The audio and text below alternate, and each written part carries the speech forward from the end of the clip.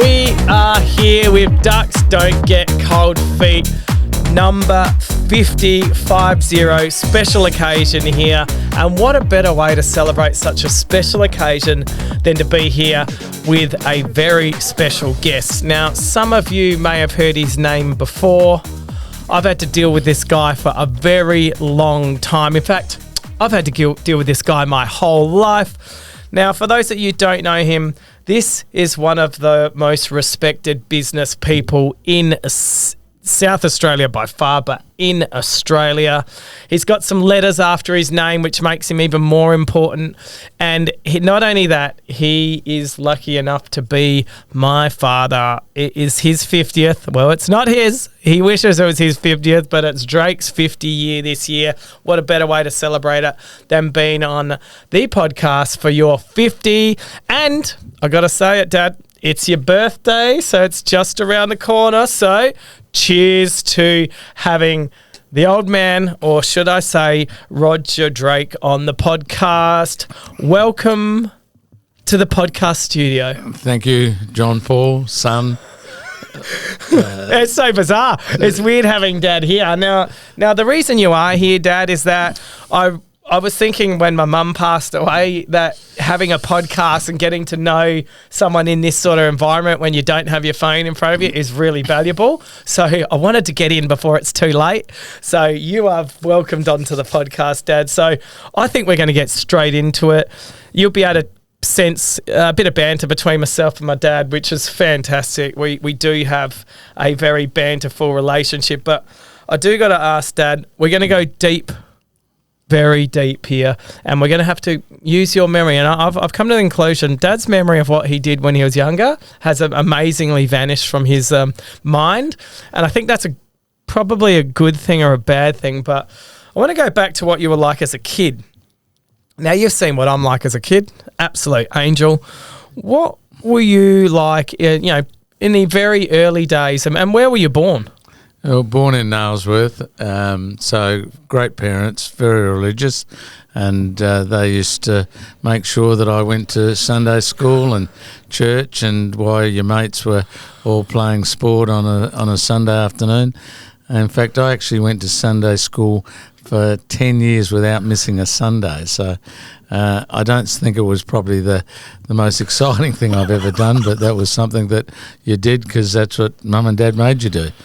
So when this must have been before you were 10. Yeah, it was. And Nailsworth. Now, were you brought up in a school of hard knocks like all these other successful business people in South Australia, or did you have it all given to you on a silver platter like myself? No, I was. Mum and Dad lived in a rented house, and then they eventually acquired a house from the Housing Trust at Greenacres, and so I spent from about 8 until I left home at about 22 at a Housing Trust house, which was terrific. Great parents, total teetotalers. They were very strict as far as my mother used to look after all the finances. I had to pay board, not like you, but that's okay. I'm still getting over that. But I have. Oh, don't worry. I'm still taking my board. Yeah, you are taking your board. And and I could remember my first car. I was always into motorbikes and scooters. I could pull a gearbox out of my first car pretty easy because it used to jump second gear. Dad would always help me. He would have bits and pieces. I could jack up the rear of the car and take the diff out and sort of clean the valves and the carburetor.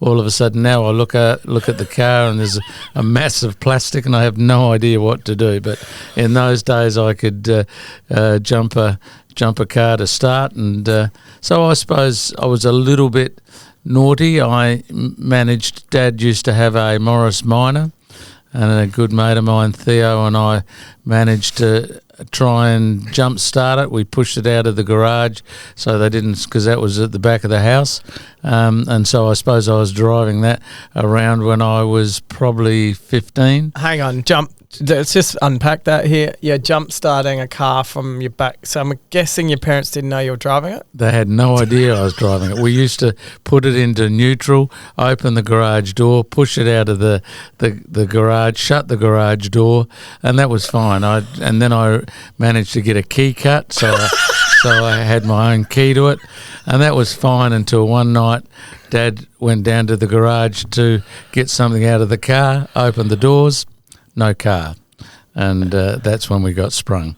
So so it was this you and Theo Maris, wasn't it? It was. We were 15 at the time, and I'd learnt to drive because I used to help on a milk round with a good friend called Kevin Vaughan. They had a couple of milk rounds, and that's where I learnt to drive. So I was driving a ute full of milk at the age of 15, and so the day I turned 16 was straight down and got my licence. And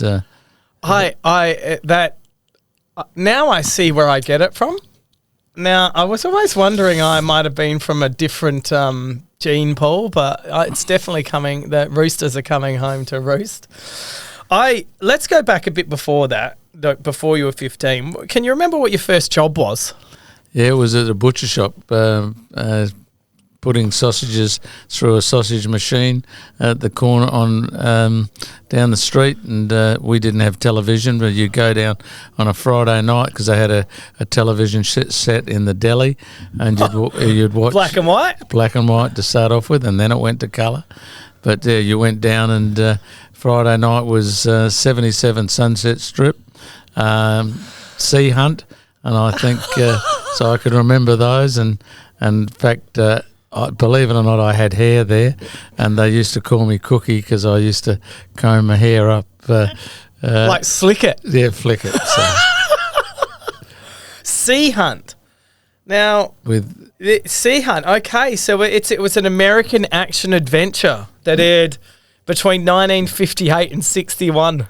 Yeah, it was a great show. And then 77 Sunset Strip with Ephraim Jr., I think it is. So this is, I mean, for the younger listeners, you got to understand that to watch TV back in the old days, you used to either have a rich friend, which I'm assuming Dad didn't have, or you had the snack corner deli. Yeah, snack bars. Is that right? Oh, it was a corner deli, and I used to work in the butcher shop, doing sausages after school for a guy called John Hurd. How old? I was probably 13. Doing sausages, I could fill in and with the filler from the mincer, and they were ordinary. They were natural skins in those days. So, and then I'd serve in the butcher shop as well. So that's where I learnt my skill. And then Dad had a Victor VC 160 mower, no grass catcher.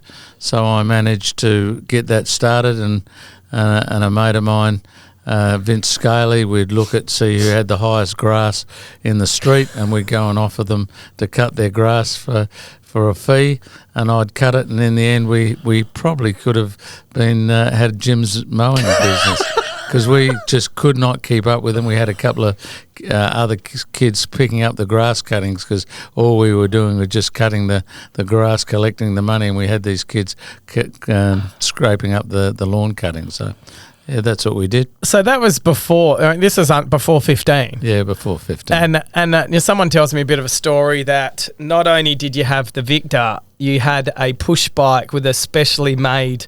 Well, that used to carry the Victor in it because we used to go from street to street to figure out who had the most grass growing in their front lawn to cut their lawns. I think that's so opportunistic. And back then, I'm assuming you'd cold call, go use your sales skills. What were some of your techniques? We'd just knock on the door and say, look, we're trying to cut lawns, and we can cut the lawn, clean it up, and we'll charge you a fee.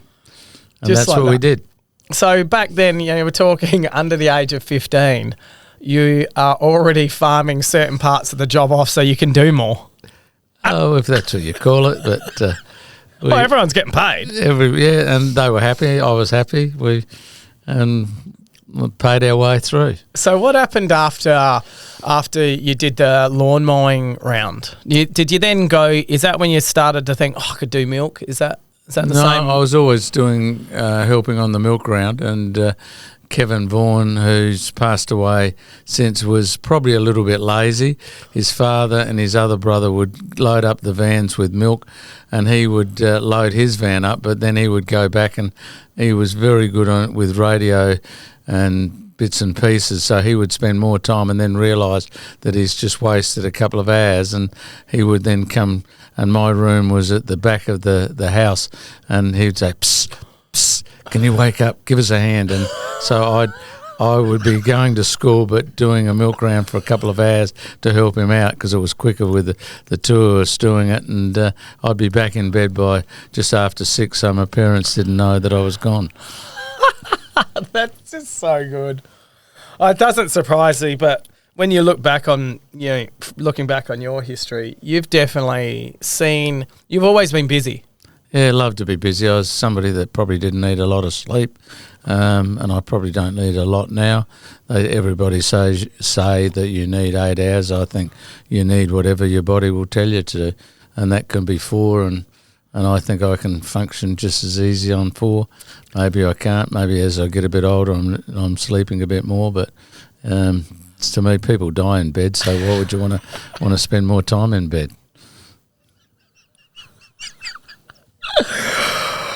That's exactly right. Never looked at it like that, Dad. But when you were doing your milk run, what sort of were you were doing multiple jobs, and I believe when did you go to Clovercrest swimming pool? Well, I applied for Mum and Dad couldn't afford to send me to university. I probably wanted to be a doctor, but in hindsight I probably wasn't capable of ever being a doctor, but that's what I wanted. But I decided to go down. We had a Coles and Woolworths on the corner of Main North East Road, and I went to Woolworths, and they said I wasn't suitable for retail, so I then went across to Coles, and then they sent me to their office in Parkside, I think it was, and then got a job and started at Coles at Campbelltown, which is currently now turned into a Bilo store. So while I was working for Coles, I also in those days started collecting the cartons, because we had with paper bags in those days, although it's done a 360. We used to have paper bags, and then the pub down the road at the Paradise Hotel would take their long necks and use their cartons, and I'd go and collect the cartons for Coles. And then I asked them if I could get a job, so I was cleaning ashtrays off the table on a Saturday afternoon, because we closed at 12 o'clock. From there was a job, experienced drink waiters at the Tollgate Hotel. Never opened a bottle of champagne in my life, but I can remember my mother rang me, because that's where I was working on the Saturday afternoon, and said, look, they want somebody to start tonight. So I raced home, put on a white shirt and a bow tie, and then my first bottle of champagne was gone everywhere. And a guy took me under his wing, and then I learnt customer service. Those days you could smoke on the table, and I would get annoyed if somebody lit their own cigarette, because I had my own lighter, and as soon as they ordered a cigarette or a carton, I'd fan the packet out and make sure I lit their cigarette for them. So, and you learnt pretty well the way they treated you, and if you sport them, you'd get a better tip. So, and I was probably earning more in tips and that working for doing part-time as a waiter than I was for Coles. And then while working at Coles, I got transferred to Clovercrest, which is, believe it or not, where we now own the supermarket. Used to be a bowling alley after that. Yeah. Used to live around the corner, mate. 8 Marriott Modbury Avenue. Yeah. And so I went over to the swimming pool, a guy called Jeff Ledger, and he wanted somebody to lock up and hose the toilets down and hose around the outside of the indoor pool.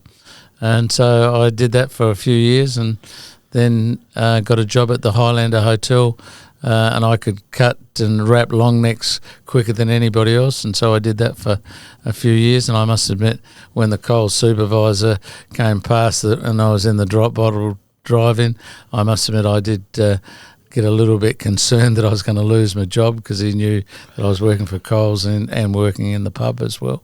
So, yeah, that was all good fun. So go back to who you were knocking around with in those days. You make a comment, and I've heard you say it many times before, learning about customer service.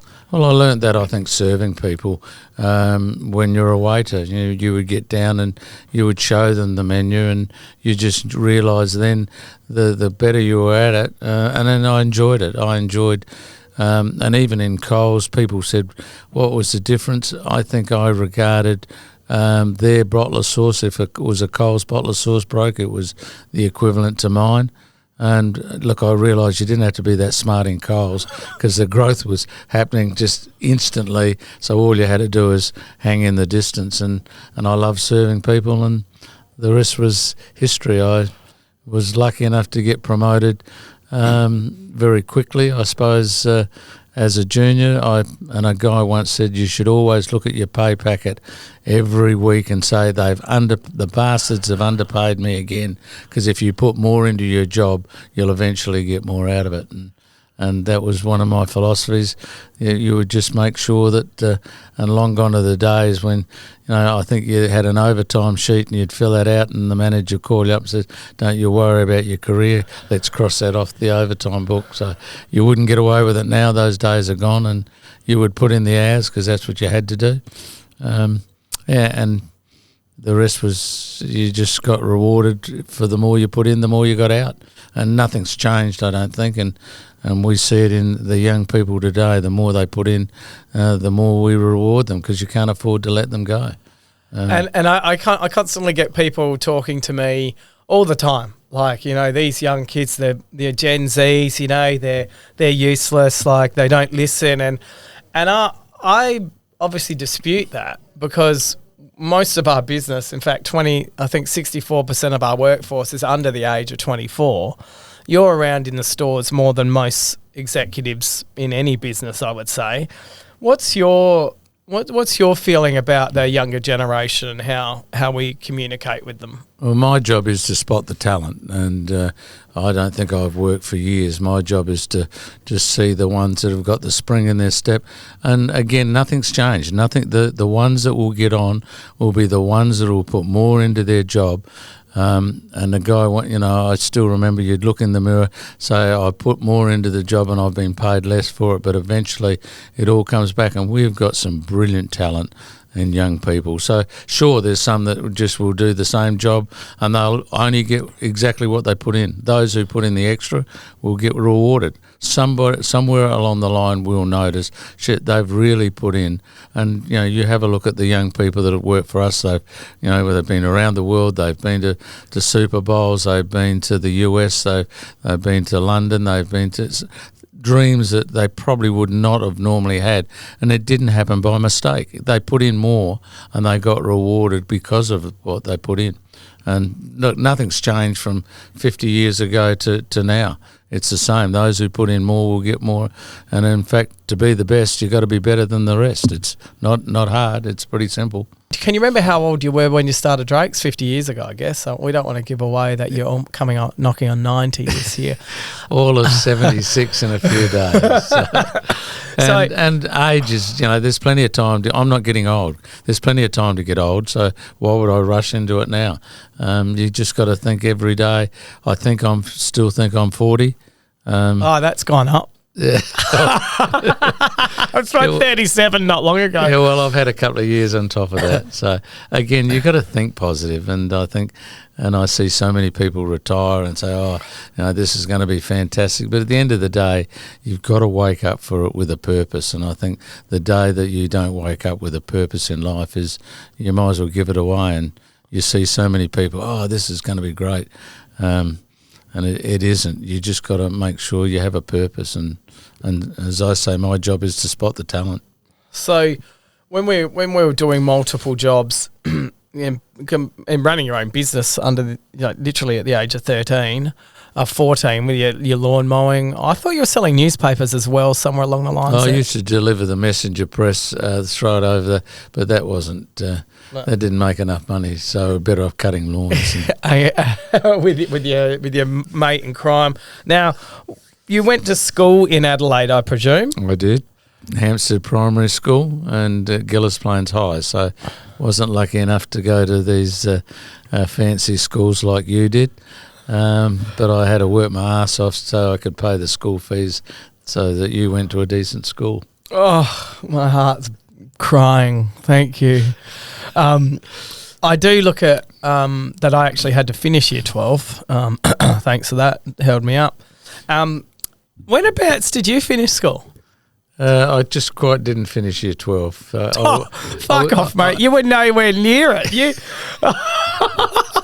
for all those kids listening. We were busy. We had to earn a living in those days, and in those days, it wasn't easy to get. All your mates were working in banks and all the fancy jobs, and I was just working at the grocery store. In those days, it wasn't the image to work in a supermarket wasn't one of prestige, but now today you're better off to work in a supermarket, and our store managers today run multi-million-dollar businesses.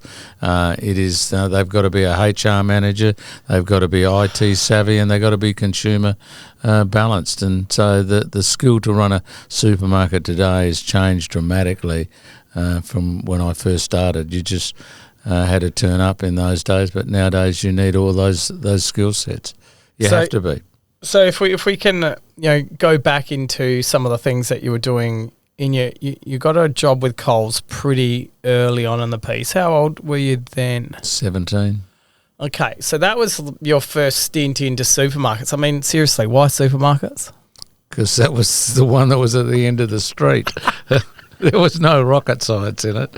It was only going to be a temporary until I had enough money to go to uni. So it was a stepping stone for the future. And as I say, I realised then you didn't have to be that smart. You just had to, because nobody wanted to work in a supermarket. But I don't think a lot of people realise, it is a big business. It is an important business, and you just had to hang the distance. There's lots of things that have made up your work ethic today, and from an outsider looking in, I see your work ethic today has been probably no different than it was when you were 15. You always you're always keen, eager, hustling in the business, and you were probably, I dare say, busier back then than you were now. You also had to go to school as well. Yeah, but to be the best, you've got to be better than the rest. It's not rocket science. It is not rocket science. You just got to go the distance, and you've got to think positive. You've got to, and as you get older, you do change. There's no doubt about that. Because if we don't change, we'll stay where we are. And so, I suppose making sure I listen to the right people, make sure you surround yourself with the right people, that instead of the doom and gloom, you look at the positive. And I think I can remember a couple of cartoons that you probably don't remember.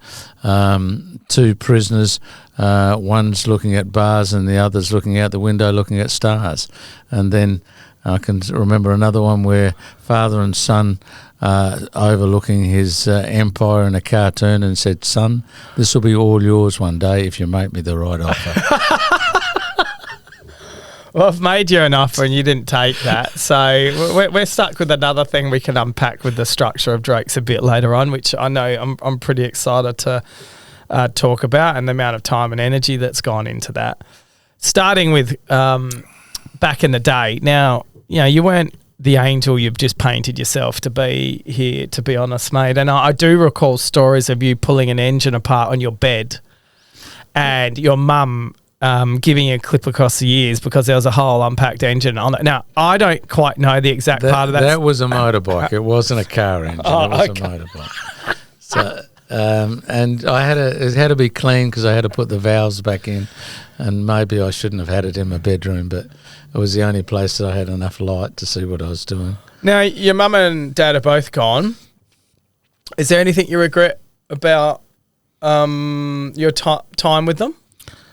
Look, I think you should have no regrets, and I think they were great people. They were, very, very straight, very religious. I think my mum only once has probably stamped her feet and said, "You're enough to make a parson swear," but I must have done something pretty bad. And I think Dad had a razor strap, and I think he tried to belt me because I did something on the legs, and he hit my brother, who was a bit older than me. And I don't think he ever hit me after that, but I deserved it. So there was no question about it. I must have done something pretty bad to get the strap on my legs. So now I'd probably, if you did that to your kids, they'd sue you and they get a lawyer and take you to court. So, but I think we've forgotten that sometimes you just need a clip over the ears. And but my parents Mum was, I'd come home at all nights. She would make sure that there was a coffee for me, and even make sure that I had a white coat to wear to work, and the white shirt, and clean my shoes. And I even say to Wendy, my mother used to polish my shoes. But then again, that reminds me when you returned home and you left your shoes outside the bedroom door, hoping that somebody was. So don't, the fruit doesn't fall far from the tree. Yeah, well, I learnt very well that because Dad used to love, he was a big stickler about making sure that your school shoes were always looking shiny. And he was right. I would get a hunch when he was going to do this, and I would leave it outside the door hoping they would magically get cleaned. Kind of like how my washing at home always makes its way into the drawer magically out of the basket. It's quite incredible. And yeah, I did pick up a couple of great tips from you, Dad, and that was definitely one of them. I think back, because I do remember your mum and dad, and and I don't have regrets, but I talk to my kids and say, hey, you need to spend as much time as you can, because before you know it, they're gone. And I don't think as a kid you realise that. Like, even though I'll sit and say it to my girls, like, oh, you got to go hang out with Nanny and Pop, and they're like, oh, I don't like, they make up all sorts of excuses. But when they're together, they have a ball. So I sit there and say them to them all the time. You don't realise, but one day you'll wake up and they'll be gone, and you'll be very young.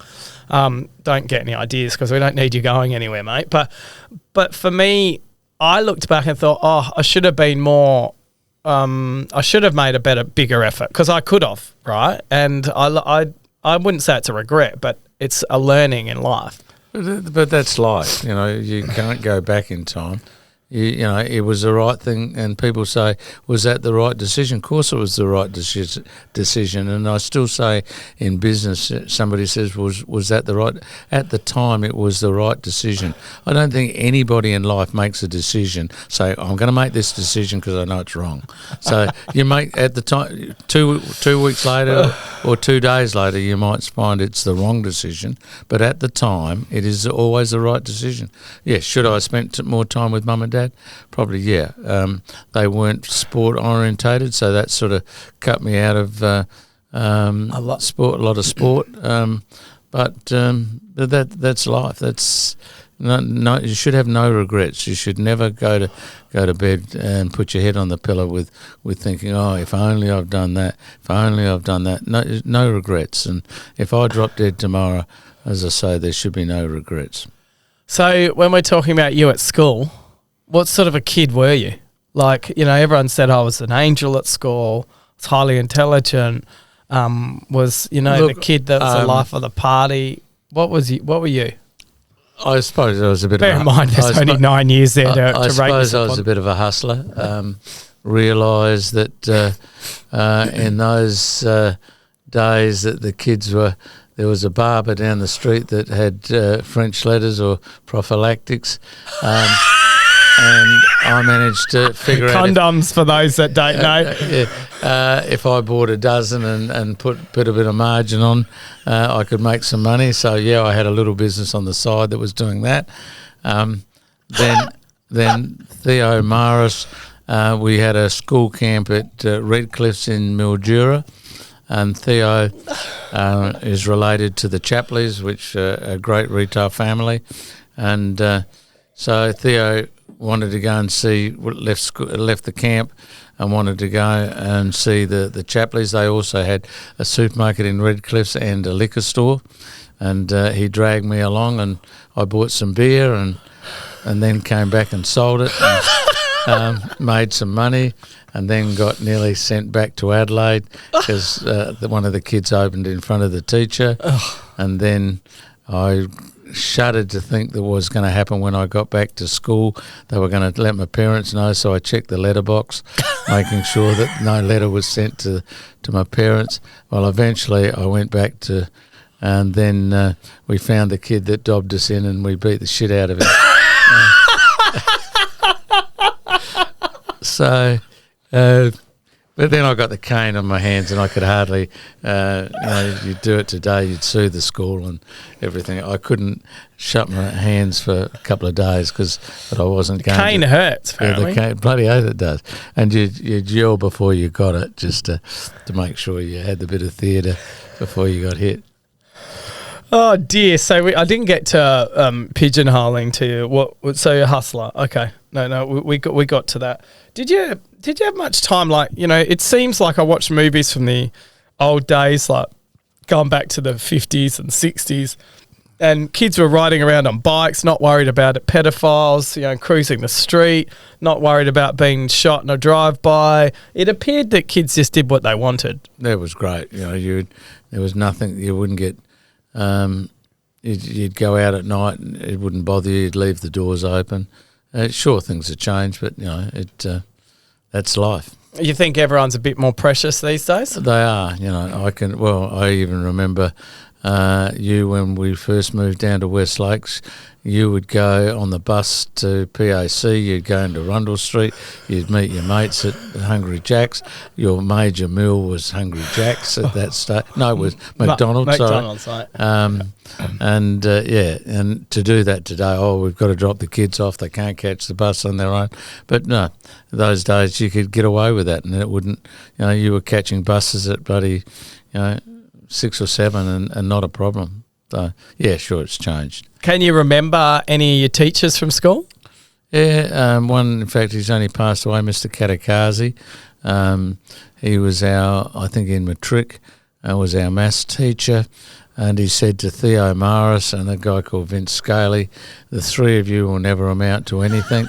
And we make sure that we all catch up.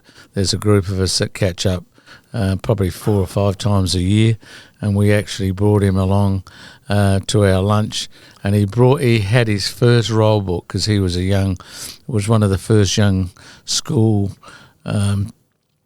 student, I suppose, young teachers. In fact, he married one of the students. So, what the fuck? You wouldn't get away with that today, but yes, he did. He married Inga Franson. And Mr. Katakazi was his name, and actually shopped at Newton, and he actually brought the roll book and said, I didn't finish the last 2 weeks of matric. In fact, one of the other guys said, if only I'd completed those last 2 weeks, I might have been more successful. So, bunch of smart asses still to the day. Yeah. So schooling wise, if we can just capture that, is there something that stands out, that good or bad? Is there something that stands out in that schooling time that you maybe learnt a lesson, or it sat with you to, you say things like be humble and all that. Is there something in those school years that you learnt, you thought, yeah. You just got to put in more than everybody else, and don't let everybody put you down. If you don't believe that you can, and believe you can do it. I could probably run a bit, and I still remember there was a school half-mile race, and they'd all trained, and I'd never done any training because I was either doing the milk round, cutting lawns, and I think Theo said, come on, you can do this, and finish up. I won it, and still to this day, I don't know how I won it, but you just push yourself to the limit, and you can do that. And I think you can do most things in life, but you've got to put in the effort, and I probably realised then that, the effort, be it at school or work or sport, nothing comes easy. You just got to put in the effort. So just put in the effort. Pretty simple.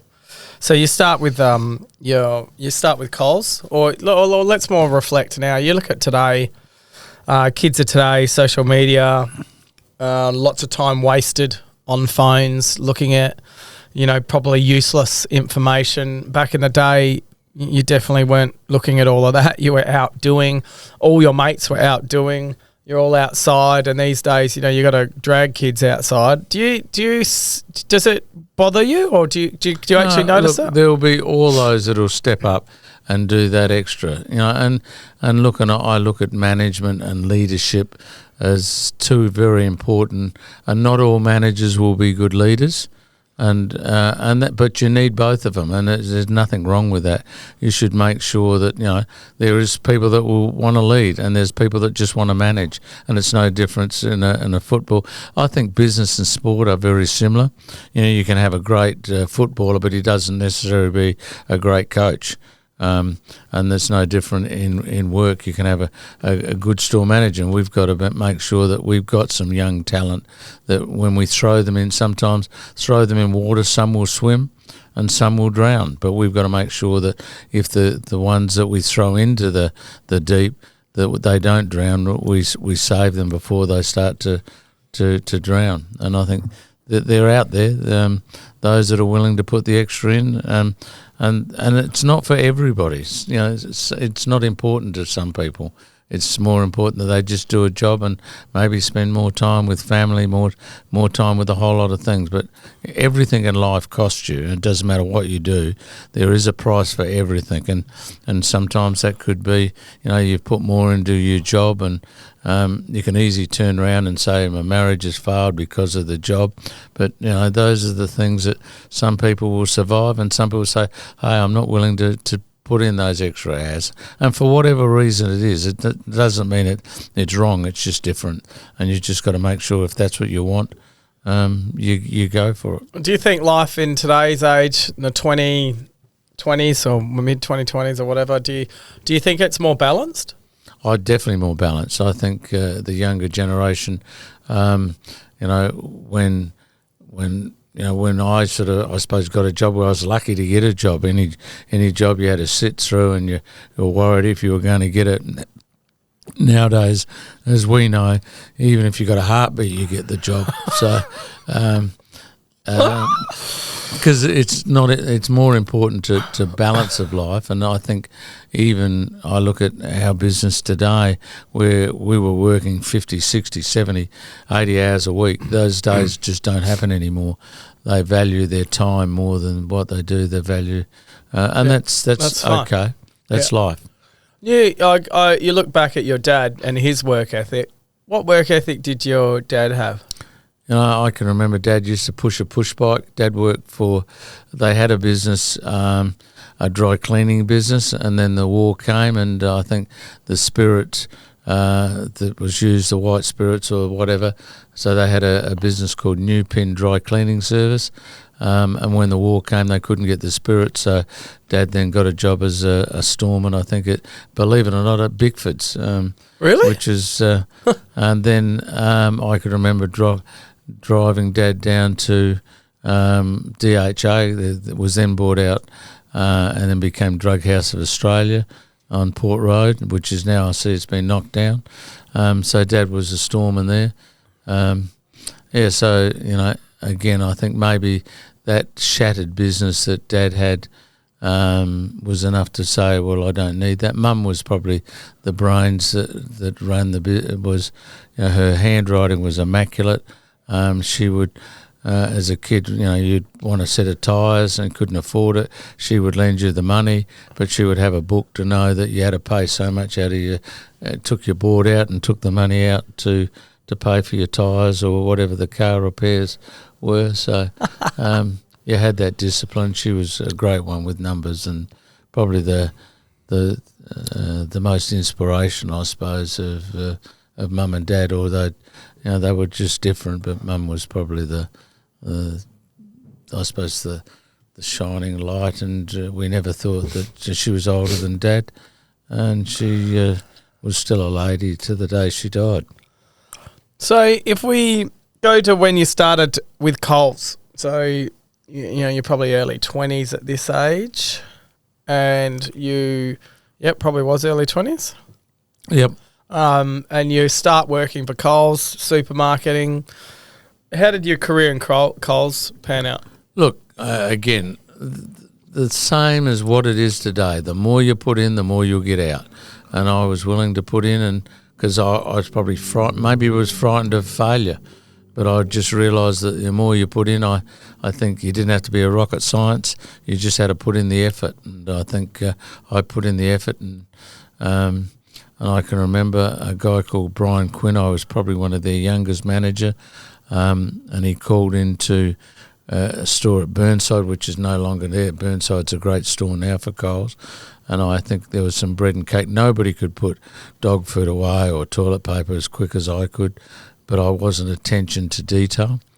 And I think it was, he called in twice, and I still remember I got called into Hardy's Road where the head office for Coles were at Underdale, and I still remember the wood grain behind his desk, and he says, they tell me you're a superstar. He said, I think you're lucky.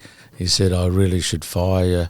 I've been into your store twice and things weren't right. And it was probably that has had a profound effect on me because nobody could work as hard as, but I wasn't delegating, and I learnt to delegate. And I think that you realise that you can't do it on your own. And I think nobody's successful on their own. And I think that was probably the turning point that made me realise that you needed to make sure you delegated. And I suppose reading books and listening to motivational tapes and stuff like that, you realise you've got to just listen. You've got to delegate, do it, delegate or ditch it, and don't carry the baggage around if you can't handle it. So is that the 3 Ds? Yep. Do it, delegate or ditch. And Brian Quinn, big name in Coles. Yeah, Brian Quinn was probably, he then went on to head up Coles. And I can remember that I had no regrets when I resigned from Coles. I think they taught me a lot.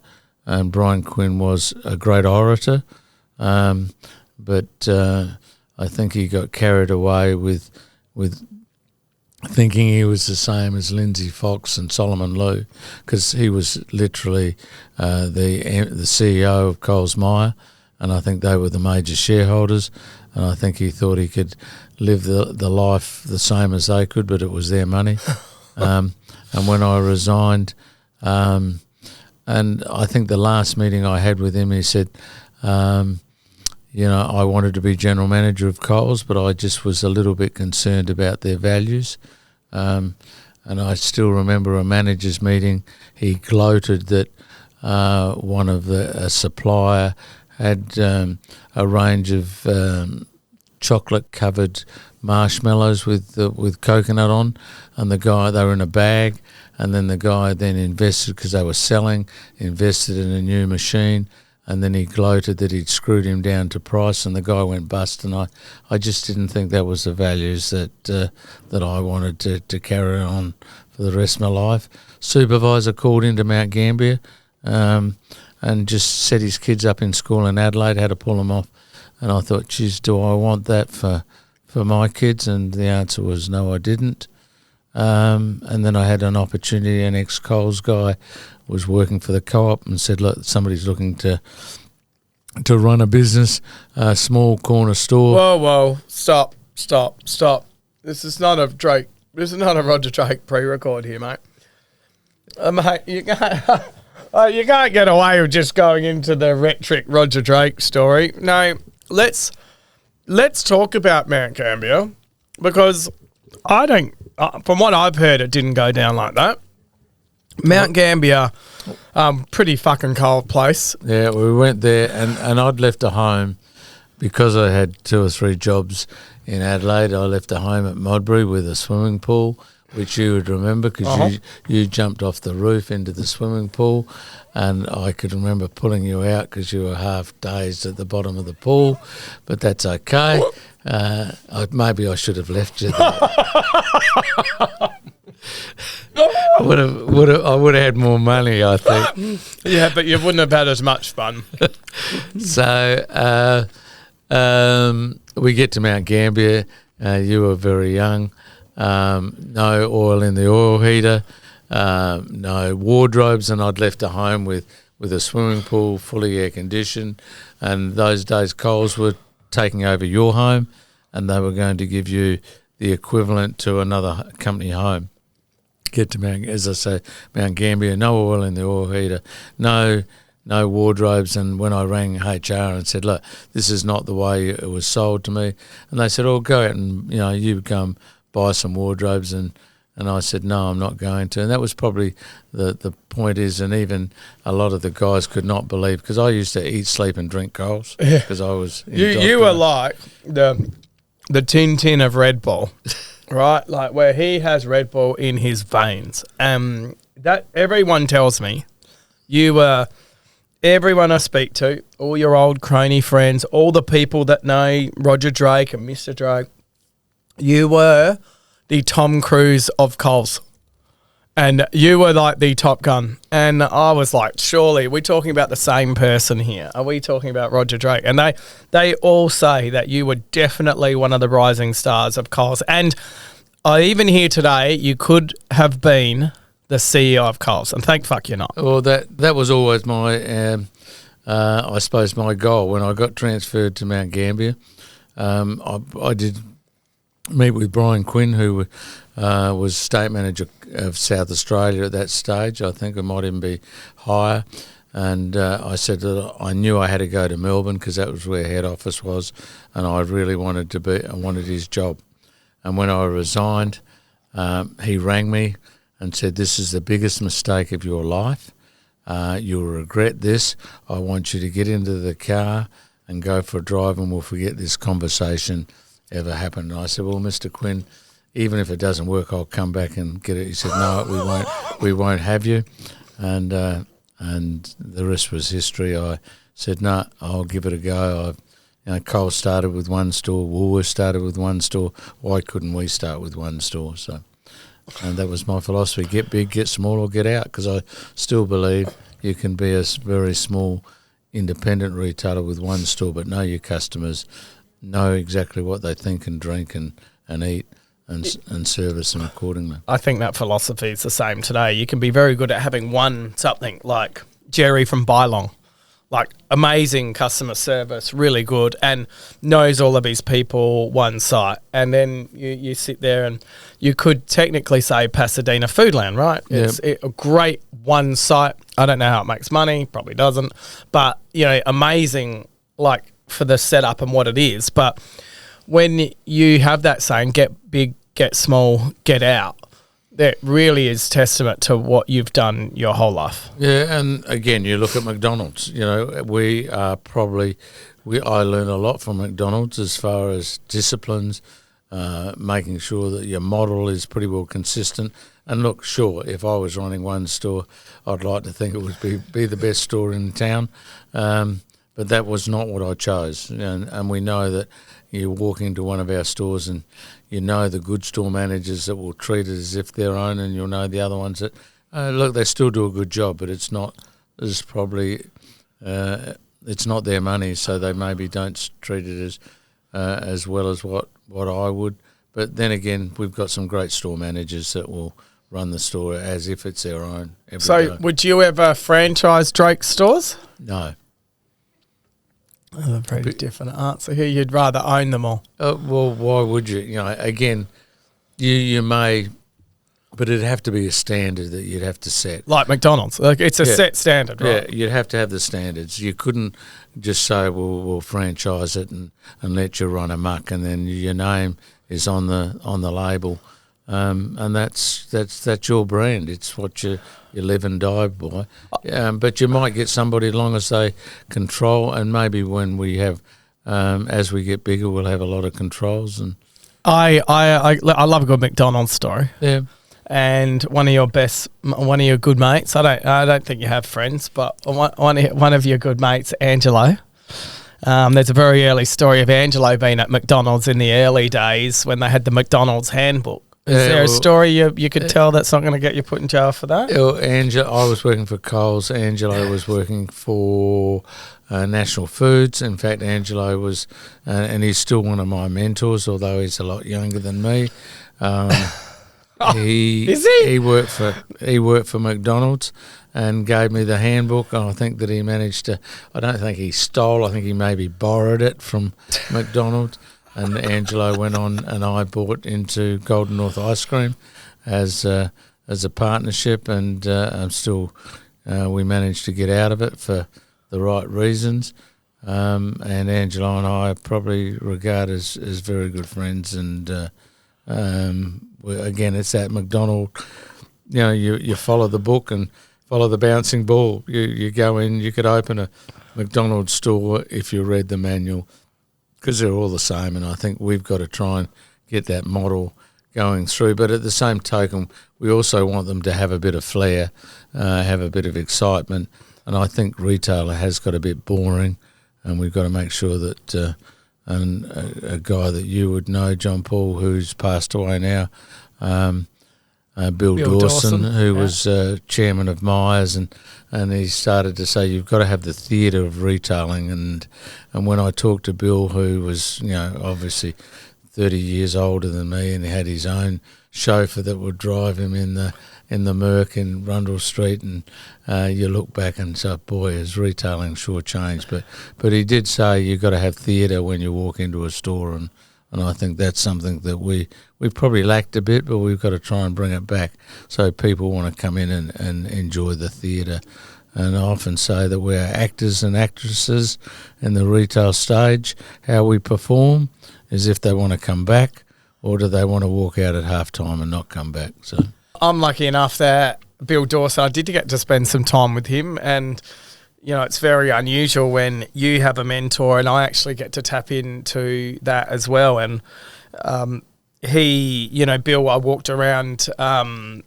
The speech, I reckon. No, but I walked around Maya with Bill, and he would go back through why they set things up, why they now divided up the men's and the women's, why they've now gone down a brand way. This is a brand way. So it was very interesting, because I don't think he was that much older than you, was he? Yeah, he was probably 20 years older than me. Oh, 90, you look a bit older than him. I didn't pick that, but when I was sitting there talking to him, he's amazing that how much you can learn just from listening to someone that's been there and done that. Yeah. Do you think that this day and age you can look anything up on the internet pretty much? How important is it having mentors in your life? Oh, I think you've got to somebody that will be honest with you and tell you, and a lot of people will just agree, oh, how you going? Yeah, and they'll tell you, oh, you look good, you feel good. And in fact, I have a philosophy that every morning I look in the mirror, I look good, I feel good, you look great. I've lied so much, I'm starting to believe it.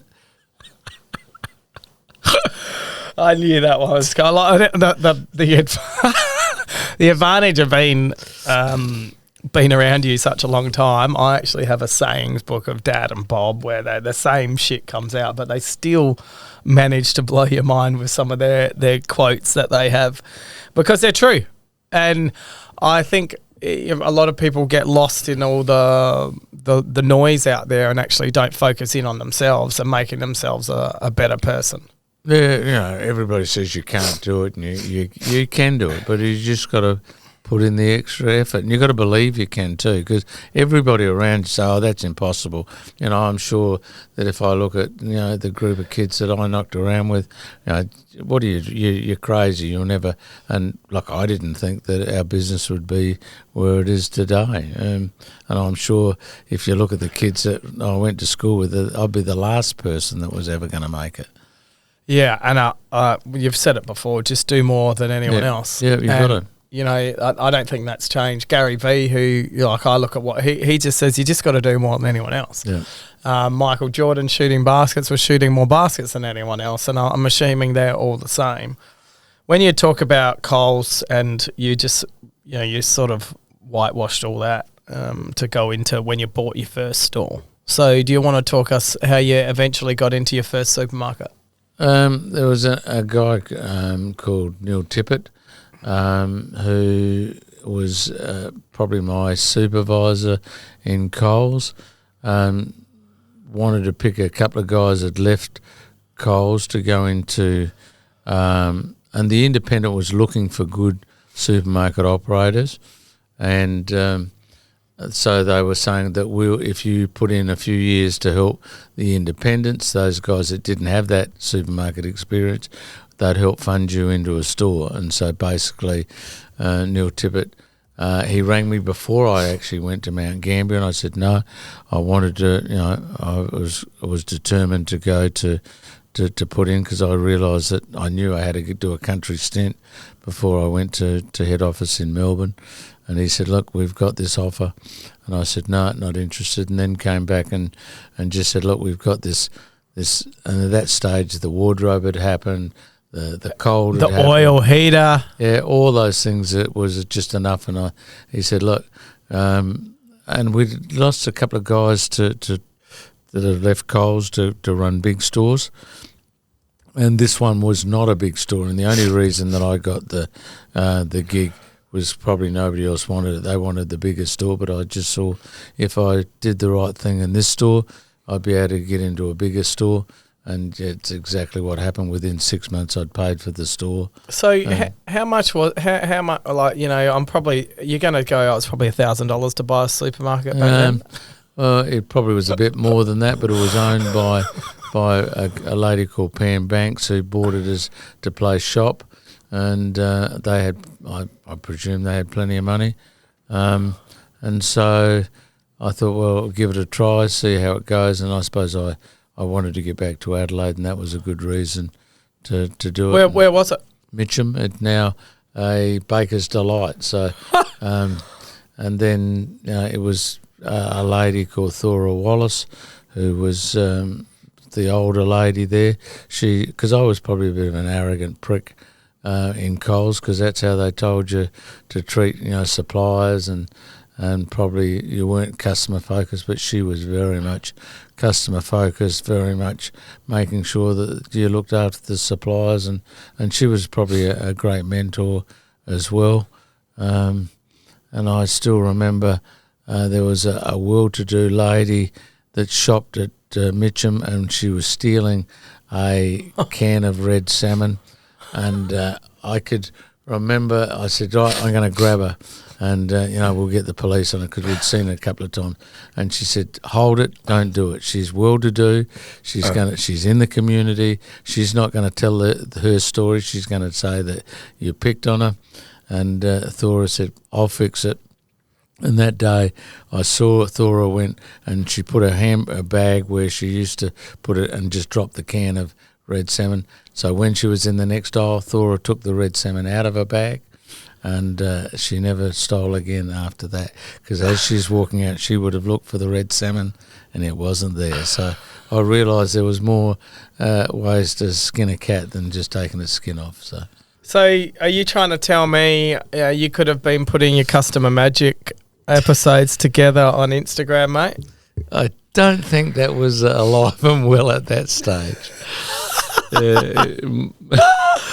Because you look back and how big that store would have been. You're talking a couple of 100 square metres, I'm assuming. Yeah, it was about 600 square metres. So, and we didn't have enough room. You'd have your morning tea we had a bar radiator out the back. You'd put your crumpets or your Harding's crumpets in those days upside down on the bar heater to heat them, and that's the way it was. And none of the in fact, I bumped into a guy today that said I called on to you, and we used to unload the trucks with rollers, so every carton would roll down the rollers, and okay, I actually remember that. We fork it off, and we had a bale press that you used to, was a wool bale you jump on, and now you hit a button and it just crushes the rubbish. So things have changed a touch in those days. Just a touch. So we're talking 1974. 74, 75, yeah. Yeah. So then, you're into your store. You're thinking you're pretty good at this stage, I'm assuming. I mean, did you learn a lot from Coles? I did. I had no qualms with Coles. They were great retailers. They taught me how to I suppose, delegate, and that was Brian Quinn. As much as I probably, it was probably the best lesson I ever had to realise that you just need people around you. You can't be successful on your own, and nobody I know has ever been successful on their own. So you then pay off a store in a month, so it tells me it costs a couple of grand, a little bit different. It was a bit more than that, but we paid it off in 6 months. And then, believe it or not, I think I bumped into Glenn Hewitt, which is Leighton's father, and he was a finance guy for one of the banks, and even now he said every time that you went to borrow money, you kept saying, "I'm consolidating." He said, "You've been consolidating." He said you were consolidating the day I met you to the day I resigned from the bank. So yeah, but you made sure you paid your bills and paid them on time, and I think that's what you got that credibility. I know Thora was around our business until she passed away. And you invited her to the 30 year, I'm pretty sure 40. Yeah. You do attribute a lot of the things that you learnt, and once again, this is a older person and the wisdom that you can gain from them. What made her so special? Customer service. She realised that our boss is the customer, and I keep saying to our staff, I'm not the boss. Your customer is. If the customer doesn't come in, I don't have a job, you don't have a job, and you got to spoil them rotten. You got to spoil them so much that they want to come back. Yeah, and I think you've been saying that forever. Yeah, it's all about customer service, and if we go back looking at your lawn clippings, customer service, you were smart enough to go, we'll even get someone to clean up the clippings. Yeah. Your milk business that you were sneaking in there to do. It's making sure you're fanning cigarettes. I mean, all of these are exceeding customer service. When you look at America and the tips system that they have, lower wage, make more. The ones that are very good make a lot of money in tips. Do you feel that encourages better customer service? Look, it's a different culture. In fact, I see Trump's got in, and one of the things he's going to not tax on tips, because I think the opposition was going to tax all tips. So, look, I do tip if I think it's exceptional service. Admittedly, our culture is different to America because of our wage rate. But yeah, you should always recognise good customer service, and unfortunately it's difficult with a front-end operator, and I suppose COVID for us, when staff wanted to, and I know I'm jumping around, wanted to work from home, I couldn't cope with that, and made sure that how could I send our checkout operators, you can take the till home and you can work from home. Well, hang on, you're fucking really jumping the gun here, I mate. know I am. We're fucking all over that. Well, that's okay. COVID. Obviously, we're in the supermarket game, and COVID has been we've been very fortunate over COVID.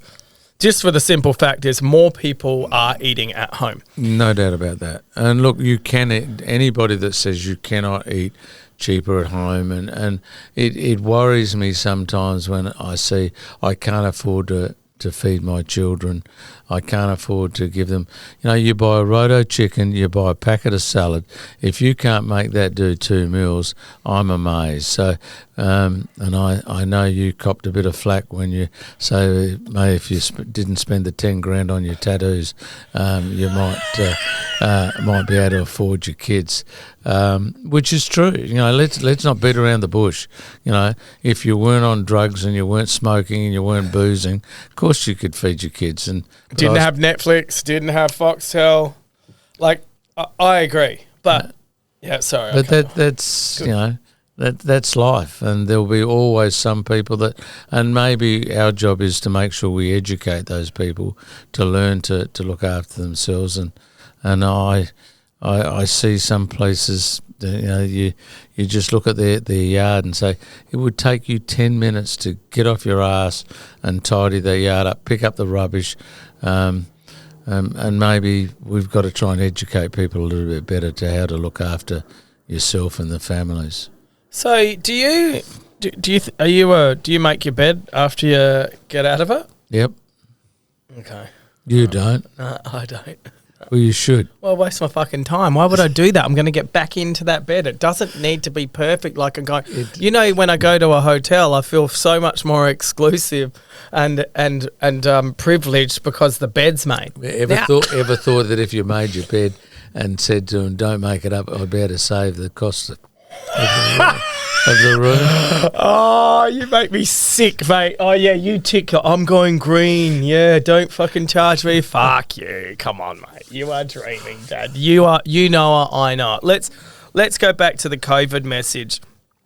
Now, we had a very interesting COVID experience with our business. Lots of people not knowing what's going on. Lots of, at the time, everyone was panicked thinking we're going to die. It was like we've got the Ebola version of COVID.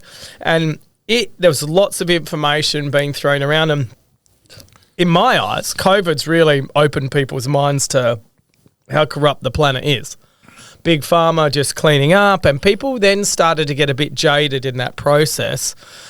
And I've seen a difference in people since COVID. There's no doubt. I think they're like, I don't need to bust my guts for the rest of my life because I just realised at the drop of the hat, my liberties can be taken away. And I think that has definitely had an impact on the planet, especially people in Australia.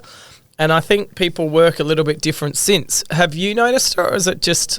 Look, I think the younger generation, and I hate to say that, the younger generation... Well, younger than you is pretty much the most of the planet, right? And maybe it's not, to me, when you left home, all you wanted to do was put enough money to buy a home, and that was what you work your ass off to make sure. Nowadays, they say, well, look, and look, you're better off than what I was, and your kids will be better off than what you will. And again, that's life. And you look at European, and these are generations that have gone through. Each generation, you should always leave the generation in a better position than what you leave it. And I think COVID, I shouldn't say the younger ones, they realise that, shit, what happens if the world does come to an end? We've got to live life and make sure. And I don't think there's anything wrong. It's different, but there'll be some that'll say, but don't be resentful of those that are willing to put in and put the effort in, and because they may want something a little bit different to you. And if we all lived in the same street with the same red houses, red roofs, it'd be a weird world. So somebody will want to own those red roofs, and that's nothing wrong with that. You just got to accept that, but don't be resentful for those that want to put in and own those. Yeah, I hadn't quite looked at it. It's like the Monopoly story. Someone's going to all open different values of house. Yep. I mean, you've always, with that, you've always said to me, as always, John Paul, there's always going to be someone with a bigger boat, more cars, more money, more. You just have to be, you just have to be happy with what you've got. Yeah. And if you're not, do something about it. Yeah, and as you know, we have a thing called HHW, which is health, happiness and wealth, but no other order than that. And maybe there's a book that I'm reading that maybe it's health, it's then experience, because I think you can't buy experience. Doesn't matter what you do, you can't buy experience. And then time. We've all run it. We're going to run out of time. So it's jamming everything in that experience into time. So you've got to have your health. I think that's critical. And then if you've got the experience, and you can't buy experience and you can't buy time. And you talk about continued learning. The book you're reading is now Die With Zero, so don't get any fucking ideas with that, mate. But I know it's actually triggered some things for you to go, yeah, okay. Like, you're a man that's done a lot of things, but from what people don't see is the sacrifice that you've made to get to where you are today. But everything in life has a price. Some are willing to pay for it and some aren't, and there's nothing wrong with that. You just got to say, am I willing to, what I've got, probably other people say, why are you, I know people, I had a security guy say, why are you working? Why are you here unloading pallets? And he couldn't understand. His head just could not comprehend that I owned the business, and it was at the conference. He was saying, why are you here? And I said, well, why wouldn't I be here? This is what I do. But I know he walked away shaking his head, and what a fruitcake this man must be. But we're all different. So you're working at your store. So we've gone back here. We've had a look at what's happened with schooling. You've gone to your small little Jack and Jill supermarket, and then you're like, I reckon I can open a better store, bigger store. And now I still get it today when I walk around Torrensville. They think I'm Greek. Now, they call you all sorts of names down there because they think you're definitely Greek. Because what sort of a white man Aussie would open up a continental supermarket in the heart of Wogs? You did. Yeah, well, everybody thought that. In fact, they still say, and I can remember serving on the deli and cutting the prosciutto, and I still hear in the back of my mind, Mr. Draghi, Tino for the prosciutto. Tino, and people do say that I'm Drakos, and I've changed my name to. But again, I don't care if you're black or brindle. We'll sell whatever we need to sell. If it's an Asian area, then we should sell for what the people want. And I think we get too much carried away in thinking we got to just do whatever the norm is. You've got to think outside the square. I mean, I think you're really just casting a real, it's nothing. I mean, Torrensville, that was a big store, big move. And at the time, was Foodland around back then? I'm not sure. Foodland was around. So what was that store called?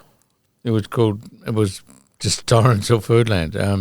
And in fact, a guy called Gavin Stevens was on the cooperative board. Everybody said, why would you give it to a non-European in a very European, Greek and Italian area? And you had a Woolworths across the road.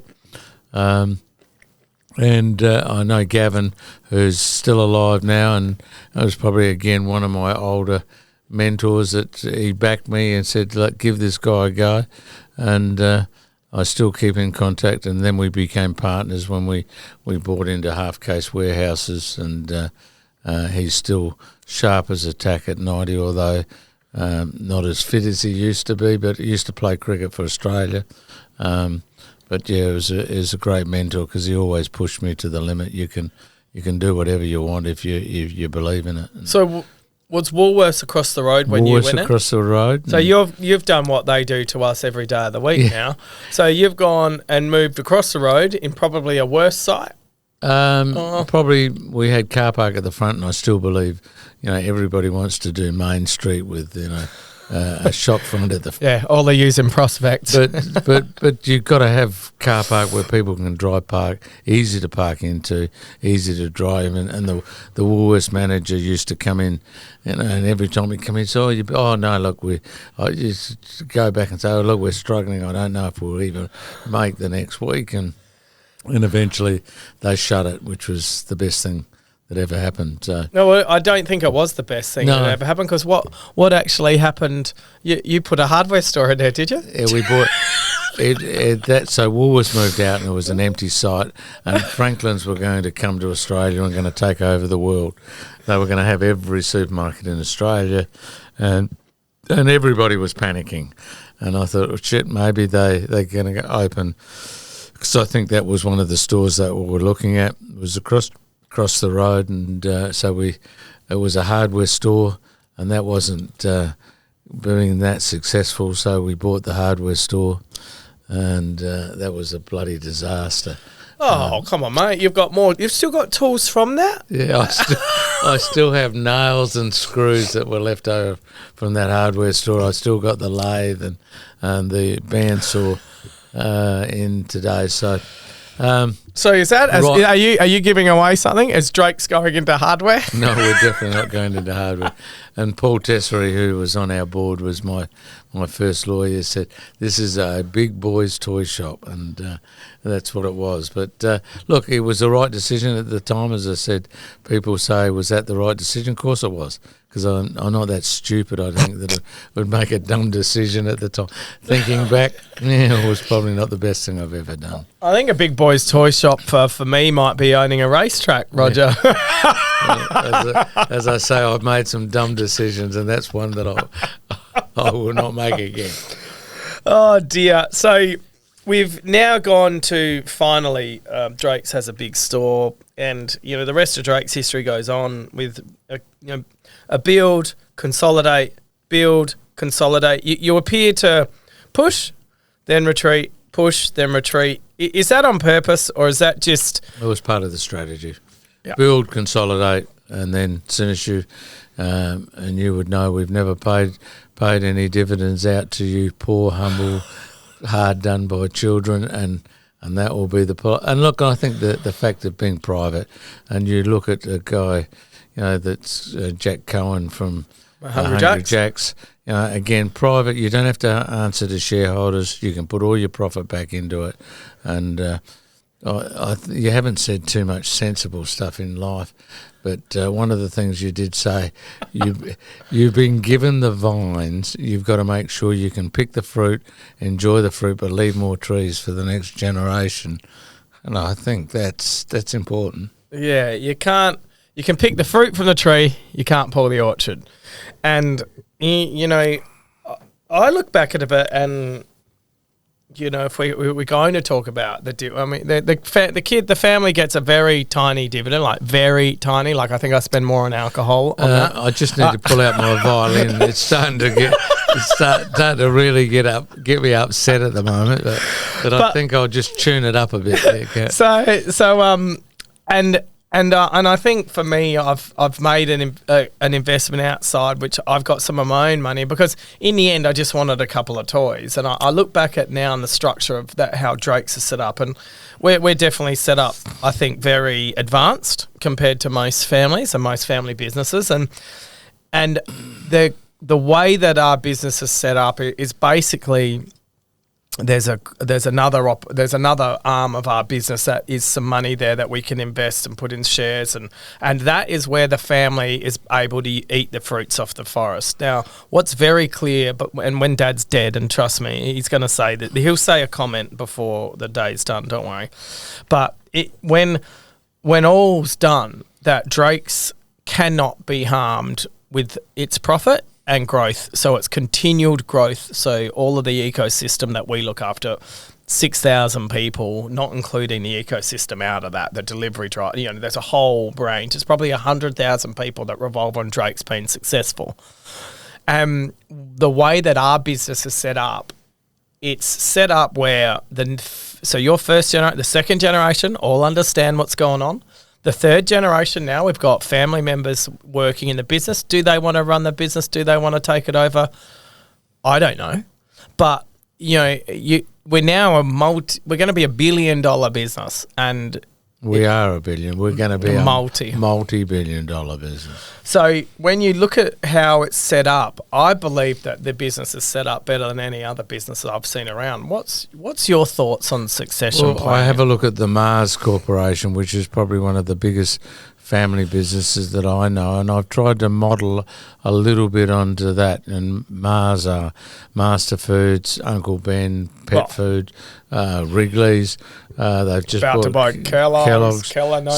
So if they can do it, why can't we? And use the same philosophies as we've got to keep it simple too, and I think we've got to reward the people that work in it. And make sure that they continue to want to grow the business. And we've got to be careful that we don't let academics run it. We've got to have a degree in common sense, and the older I get, the more I understand that common sense is becoming uncommon. And I look back at different businesses that haven't planned and haven't, and I've tried to study most of those family businesses that have been around and see where did they go wrong, why didn't, and I suppose, as you know, I can't rule from the grave, but geez, I'm going to give it a good shot. But at least the first generation will know. It'll be the second or third generation.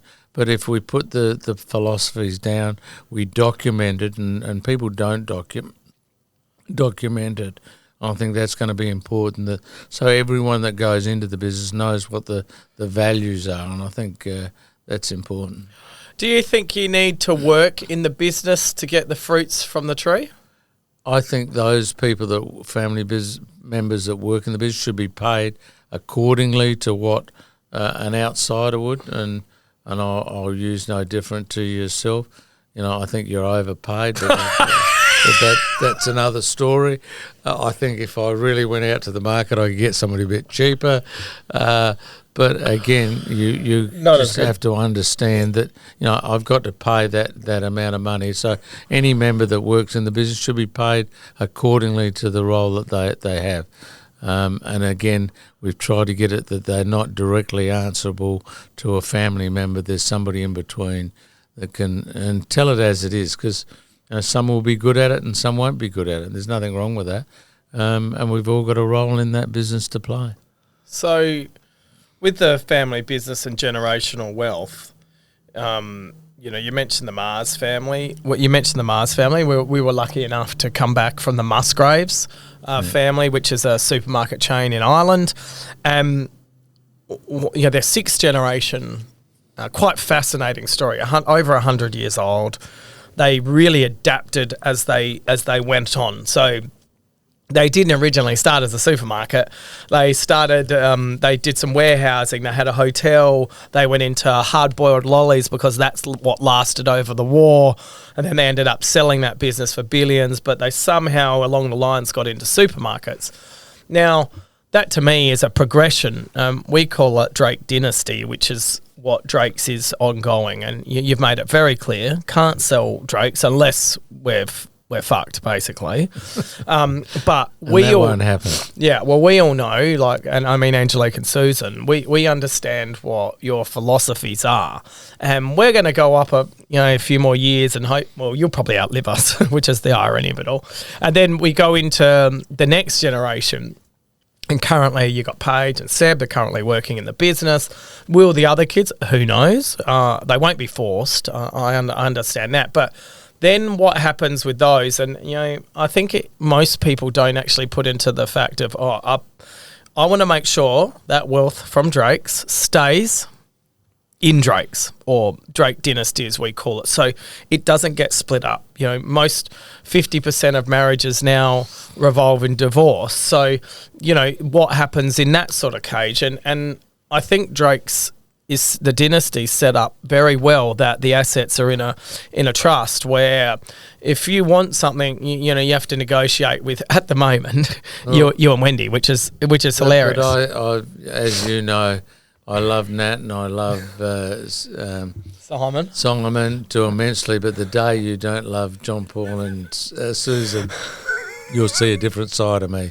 And you think the mafia's got control, we'll have a different story. And I think long as everybody knows that, and I often say it's not family that has direct. It's generally their partners. And you look back in history and you look back at all the family businesses that have been unfortunately dissolved. Great family businesses have run into trouble, and it's generally not the bloodline. It's the non-bloodline, and that's why we always have a meeting every year. Yep. We talk about with only family, only bloodline. We talk about what we're going to do, and I hope that that will continue well after Wendy and I are well and truly gone. Well, fucking hell, mate! You guys are when you're gone, mate. There'll be far more celebrating. So I don't think there's anything to worry about. But the standard's been set. You're alive, Wendy's alive, and we know. And I think the biggest problem is people die. And then it's like, oh, fuck, what happens now? Well, it will just continue the way we've structured it, as you know. We'll always have a couple of outsiders, and the family might say, look, we want to sell it and buy cotton farms or whatever, whatever it is. But then the business board will have control, so there'll be a 3 against 2, and they'll say, yeah, it may make sense. It could be the right decision.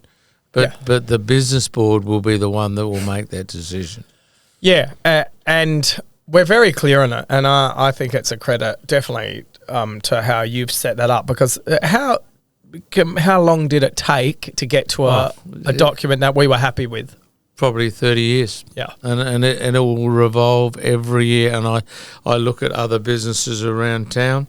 I look at businesses that have been successful and failed and understand that we're so far ahead of but again, it's cost us a lot of money to make sure that we twig it, we make sure, and you listen to somebody, that makes sense.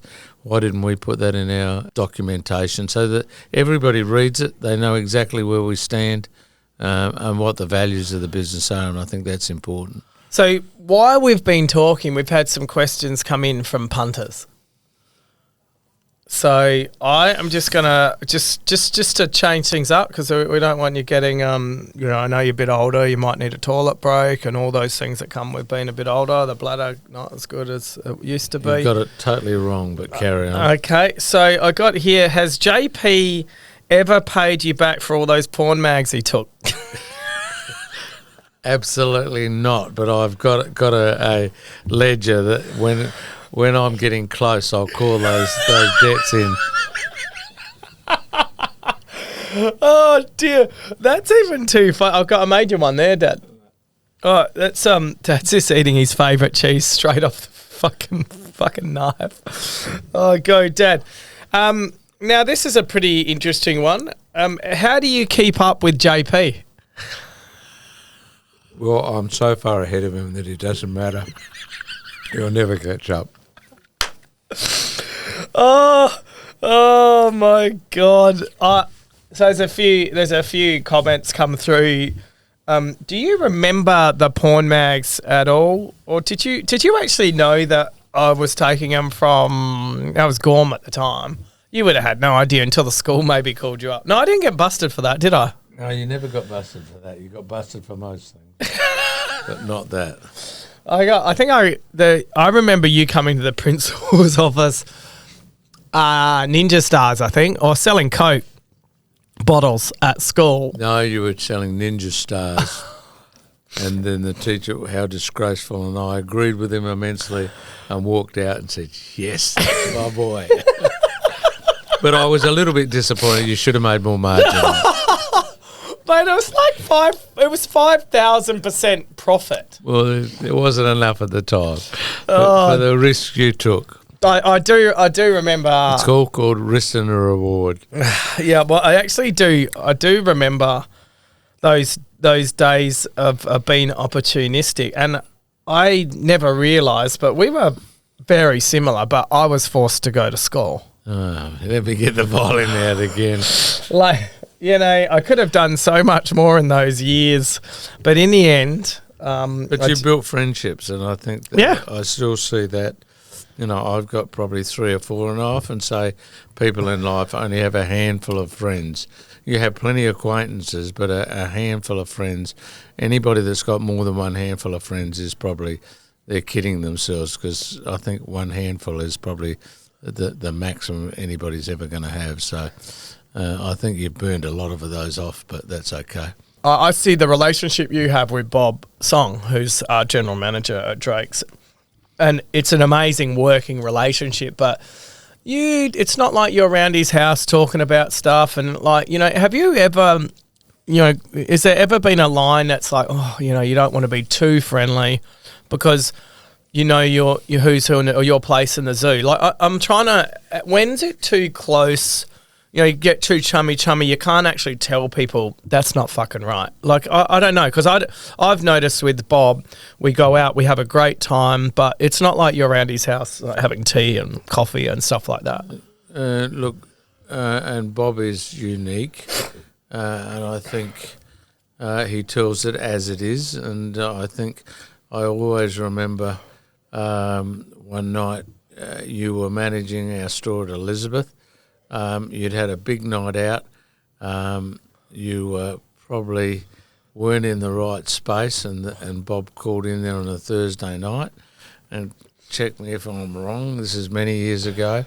And he's ripped a new ring into you because your store wasn't up to scratch. And then he rang me and said, "You're going to hear about this tonight." John Paul he said, "I was halfway through And he said, I didn't hold back and told him, piss off, get out of my life. If you're not going to grow the business, if you're not going to be part of it, I don't need you to hinder. And it probably was, and I expected that night when it was a Thursday night, because that's where we used to trade Thursday night.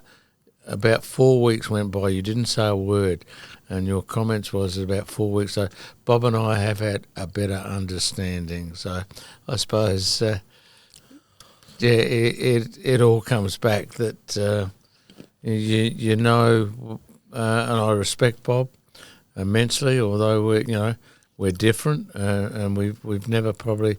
Often somebody said we should be like husband and wife. We think a lot of the same. Bob, I think, is smarter than I am, looks after my money better than I do. That's true. And my job is to make sure he never bothers about his retirement.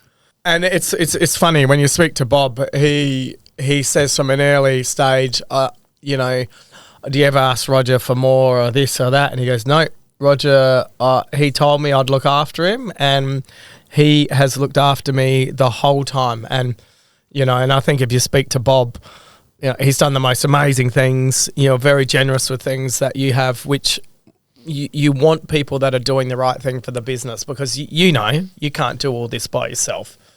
And he is that person who is the boss for all the kids, which is so good, because it doesn't rely on you, because you just always take the stuff to team members' side every time. When the kids get kicked to the fucking gutter. No, that's not quite true. But again, I think when we looked at succession planning, and you made the comment that you're not going to be a Bob Song. That's not true. We're all good at. I think I'm not a completer finisher. I'll have a harebrained idea and pass it on. But you always need what I call a complete. If you look at your personality profiles that come out from Maya and all these other groups, there is somebody that's got the harebrained ideas. I think you've got as stupid harebrained ideas as I've got, and you'll pass it on. But we need somebody to follow those through. Bob is my completer finisher. We've got your completer finisher in the wings, and you've got to make sure that you get on with that person and hope that person will deliver exactly what you want to tidy up the mess that we've left as we go through with our harebrained ideas. I think it's I don't know if you can remember this, but we did one of these personality profile studies, and they came back afterwards and said, we've never seen this before. You and your father, exactly the same personality profile. If that doesn't prove I'm your DNA, mate, nothing fucking will, right? They said they've never seen it, exactly the same. And the more I talk and hear about everything you've done, the more I feel we're very similar. But there's no doubt, I think I was a little bit more off the rails than you. And you were totally off the rails. And I remember I didn't think there was anything weird, but someone had come up to you and you made a comment. And, this is probably one of the only few times I've seen you upset, saying, I party a lot, but John Paul takes more pills than anyone I've ever seen. And, you'd seen this come, because you'd seen me as a bit of a party animal. I was out a lot, and you came up to me, is everything all right? Yeah, everything's fine, Dad. Like, not thinking anything of it. And then next minute, I've got a fucking cop in my supermarket. And I'm like, what the fuck is this guy doing? And I knew who he was. John Giles. John Giles. And he came up and he sat down with me, and I was like, what the fuck's going on here? Like, I felt like I was being arrested. And he goes, oh, look, and he was acting on behalf of you. You were there and you were very upset, going, we understand you have a good time, but apparently you have a better time than everyone else, and you're pushing the limits. And that was the only time I think I've seen where I'm like, oh, I've really let my dad down. And I look back at it now, and you've got a short memory.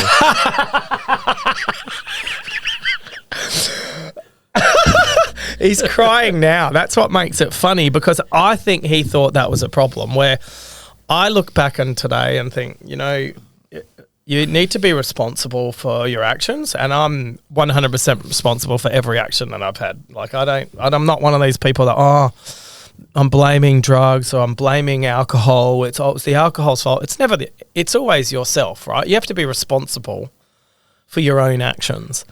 And that was when a time where I thought, oh shit, I better fucking keep quiet so Dad doesn't find out moving forward. But I look at it when John was telling me and he was explaining it to me, and that's when I realised, oh, okay, maybe I'm going a bit too far off the rails. And it was one of those times where I looked at your reaction. I said, oh, fuck, I've really hurt my parents here. And I think a lot of people don't even notice when it's going on around them. But when you're in amongst it, doing whatever you're doing, you lose sight of that's how you are. And for you, I'm guessing you've never had drugs other than probably Panadol. And I think now it's just more, I think everyone's on some form of drug in this day and age. You're probably on something for your thyroid. You know, people are on antidepressants. You know, I think everyone has some sort of vice. Do you think everyone has a vice or not? And do you want some tissues as well? Look, I think it's up to each individual, and life's different for every person. But you've got to be responsible for what you do. You've got to be responsible, you know, and we're not all the same. Yeah. And how come two families can have two children?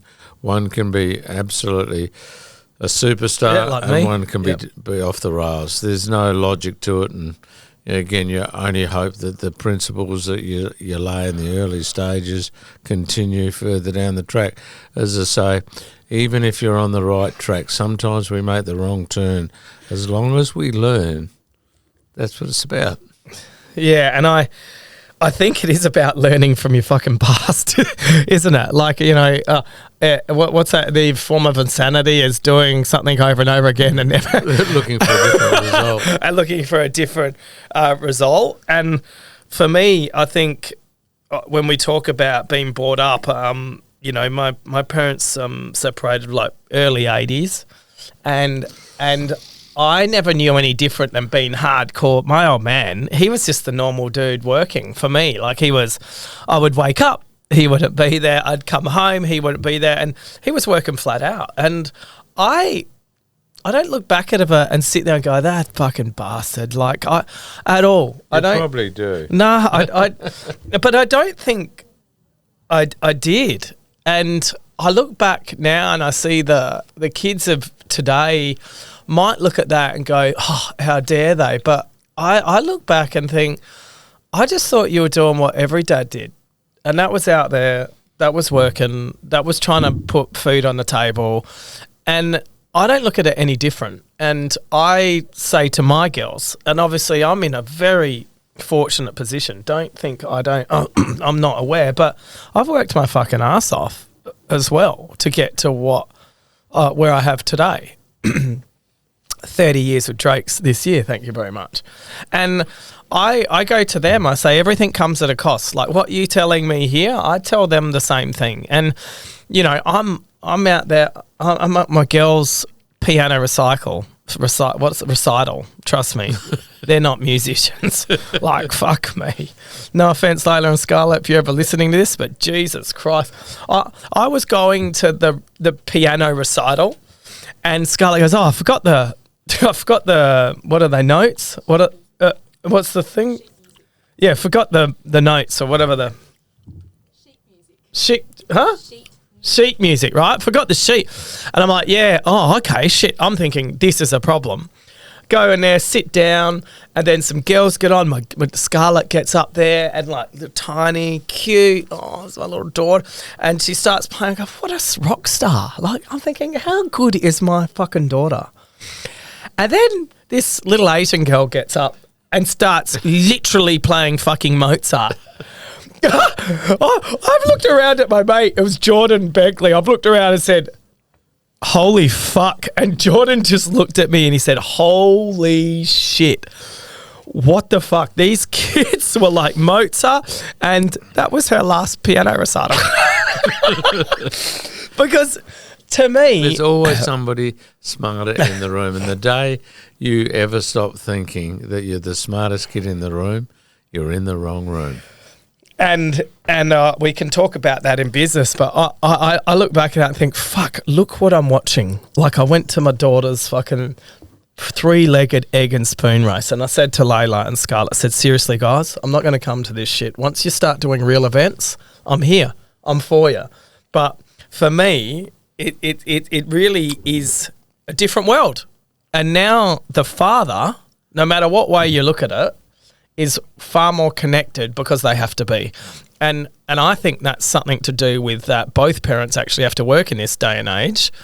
And it's a lot harder to, live, buy a house, do these things that normally once upon a time, I mean, you probably bought your first house for $6,000, but $12,500.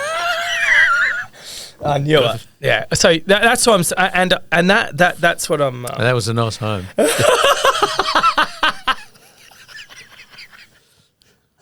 Oh, these fucking boomers. Merritt Avenue, Modbury North. These fucking boomers. Seriously. These guys here. But I got heaps of questions here, and I think it's important here. What are some of your habits that have helped you achieve such a success in business?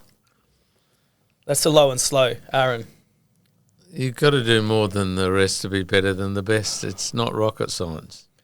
Yeah, okay. So and in this day and age, what advice for young people wanting to start their own business would you give? And you've said that previous comment over and over again, but what advice could you give someone that wants to start their own? Don't think it's going to be easy. Don't listen to the negatives.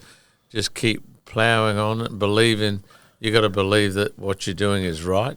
Yeah. Without question. If you don't believe in it and you're not absolutely passionate about it, and you got to wake up, you got to live it, you got to breathe it, you got to do everything that's possible to make sure it happens. And there'll be the naysayers. Everybody say you can't do it, it won't be possible, nobody's done it before. But if you don't believe it in yourself, it may not work for everybody, but if you don't believe in it, you're just kidding yourself, you're wasting your time.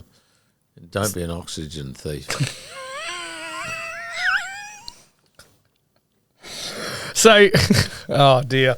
So looking at, gee, the older you get, the more you just don't give a fuck about what you say, huh? There's no doubt about it. I can't wait to get to that. So if we look at 2024, you have a look around, you see what's going on in the world. People are saying, I don't want to bring up kids in this. A birth rate is on all-time low, almost negative, to be honest. And what do you think it's much different now than it was in the 50s and 60s and 70s and 80s and 90s? Or do you think that you got just as good a chance now because you've got the internet and you can be everywhere? Or what's your thoughts on what it's like now to do business? I think it's exactly the same. You've got to be willing to do the extra miles. I can't afford a house. Well, shit, if you get 3 jobs, then you will be able to afford a house. It's not that hard. Everybody's looking for staff. Waiters, restaurants are looking for staff. We're looking for staff. There's opportunities, and maybe it's not the best job in the world. Maybe what's wrong with working at McDonald's, working in one of our stores, working as a waiter, working collecting empty bottles? You got to put in the effort. As I say, people die in bed, so why would you bother to go to bed early when you can get up and work at midnight and do the shift that nobody else wants to do? What's wrong with working at OTR or whatever? There's nothing wrong with that. You just got to willing to make that, and it's not for everybody. So accept that, those that have made it, don't be resentful of them. So I recently was coming home the other day. We just bought Mount Compass, IGA store. Great family there. In fact, 3 generations working in the store. Kids is continuing to work with Drake's. And I was at Hackham, pulled up at the back door there. I had a bloody loan car from Zagami, which was probably far more flasher than I'm driving.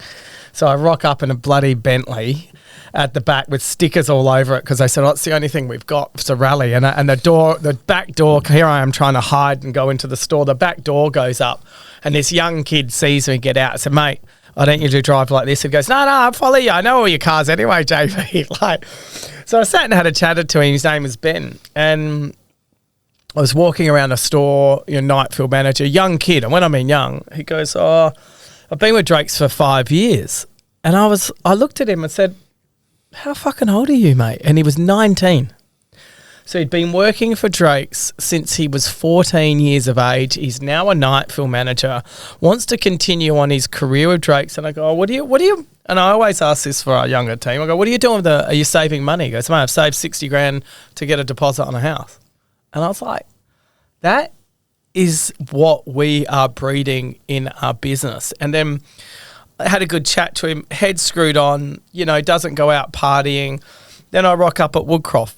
Young 2IC lady there, Lily, I think her name was. And she was, young kids. They were young. Like, I felt like probably how old you feel when you walk around the stores, like really old. And they came up to me. The night field manager was away. I met him at the Drake's 50. But they were saying, what do you guys do? So I'm saving up. I want to do this. I want to progress my career in Drake's. And I'm like, wow. So then the next store I go to was Blackwood. A young kid. I'm going to kill me for his name, but it'll come to me. He's sitting there going, he was running night field because I could see people asking him what to do. I was coming in just on clothes. And he goes, yeah, I'm 24 years of age. I've been working for Drake's for 7 years. I've just bought a house in Black Forest. And I'm like, this is 3 stores in a row where the young talent has just blown my mind away about all the shit you read and I can't get a job and the team members we have and the young team members coming through. It's very, very comforting to know that they feel like they can have a career in your business. How's that make you feel?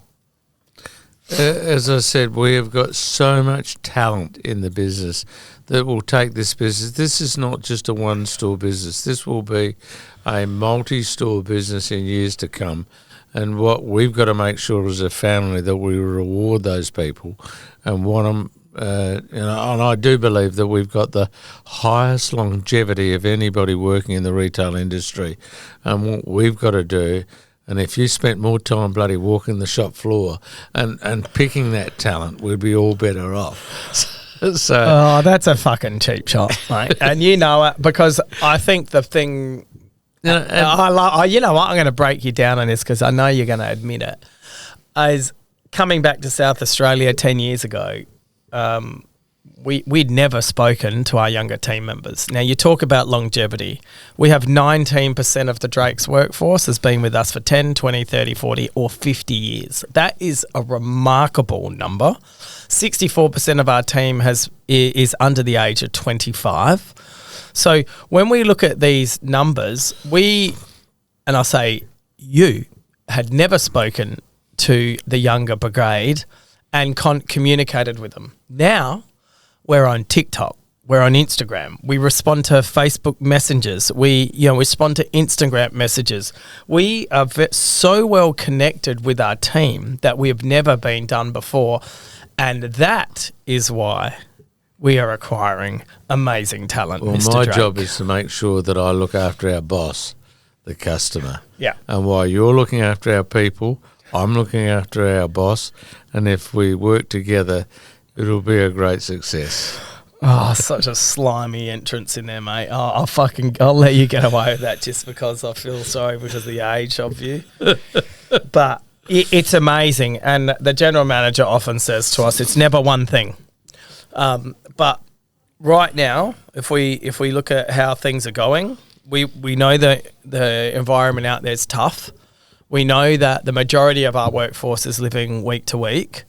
And I believe from what I'm seeing here, the rich are getting richer and the poor are getting poorer. And that middle ground's been a lot harder to keep your head above water. Our electricity bill, our utilities, leases in supermarkets, all this stuff is going up, up, up, up, up. Where does it end?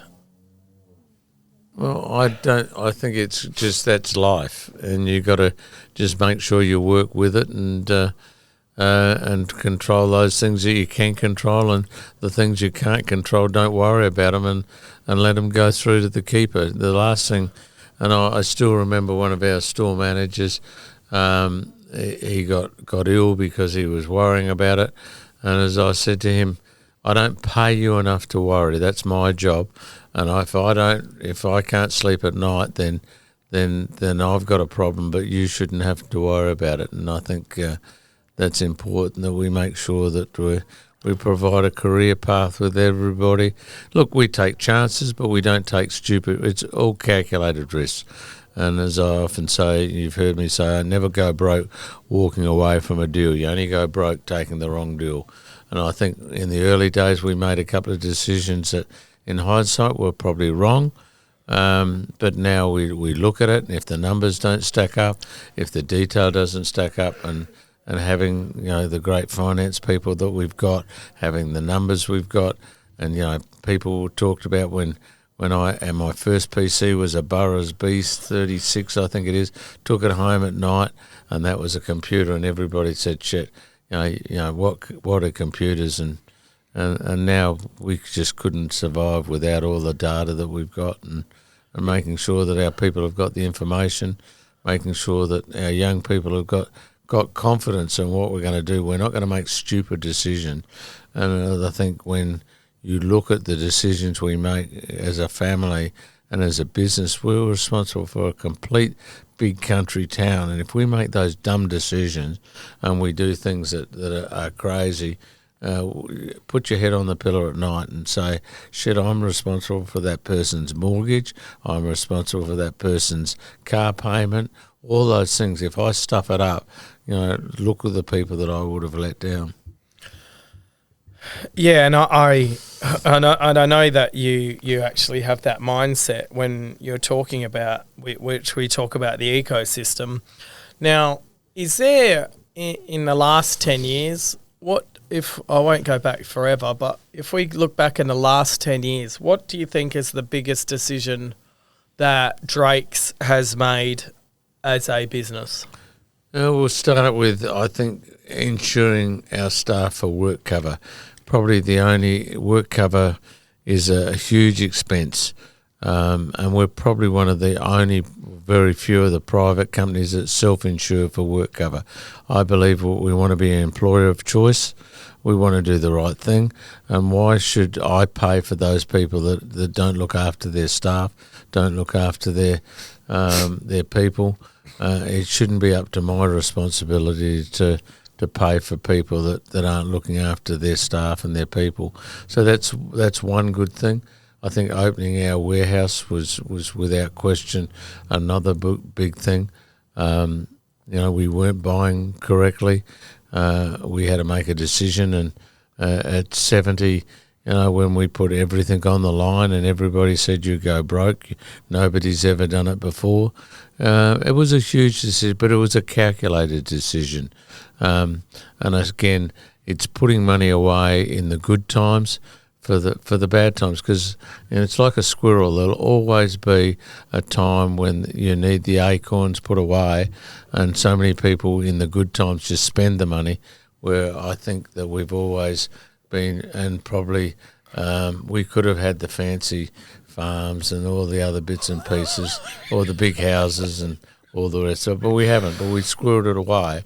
And so opening our warehouse was really wasn't a big decision, it was the right decision, and we opened a warehouse, and I think we didn't draw a loan until about 80% of the building was up and paid for. That was all because you guys had squirreled the money away. And if I'd paid all that dividends to you guys, you would have wasted it, and we wouldn't be in the position we're in today. Citrus, okay. So when we and you can look back and say that it was wrong, but it was the right decision. And we don't think it's wrong, and in time we're going to get more. I think, fingers crossed, unless you outlive. Don't count on it. Not while I'm alive.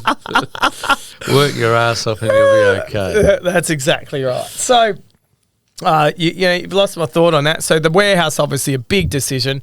I saw you quite frightened in the warehouse, to be honest. And from a, son looking at the father, and look, everything you'd had ever saved went into that warehouse. It was a big decision. And you weren't 70, mate. You were 73.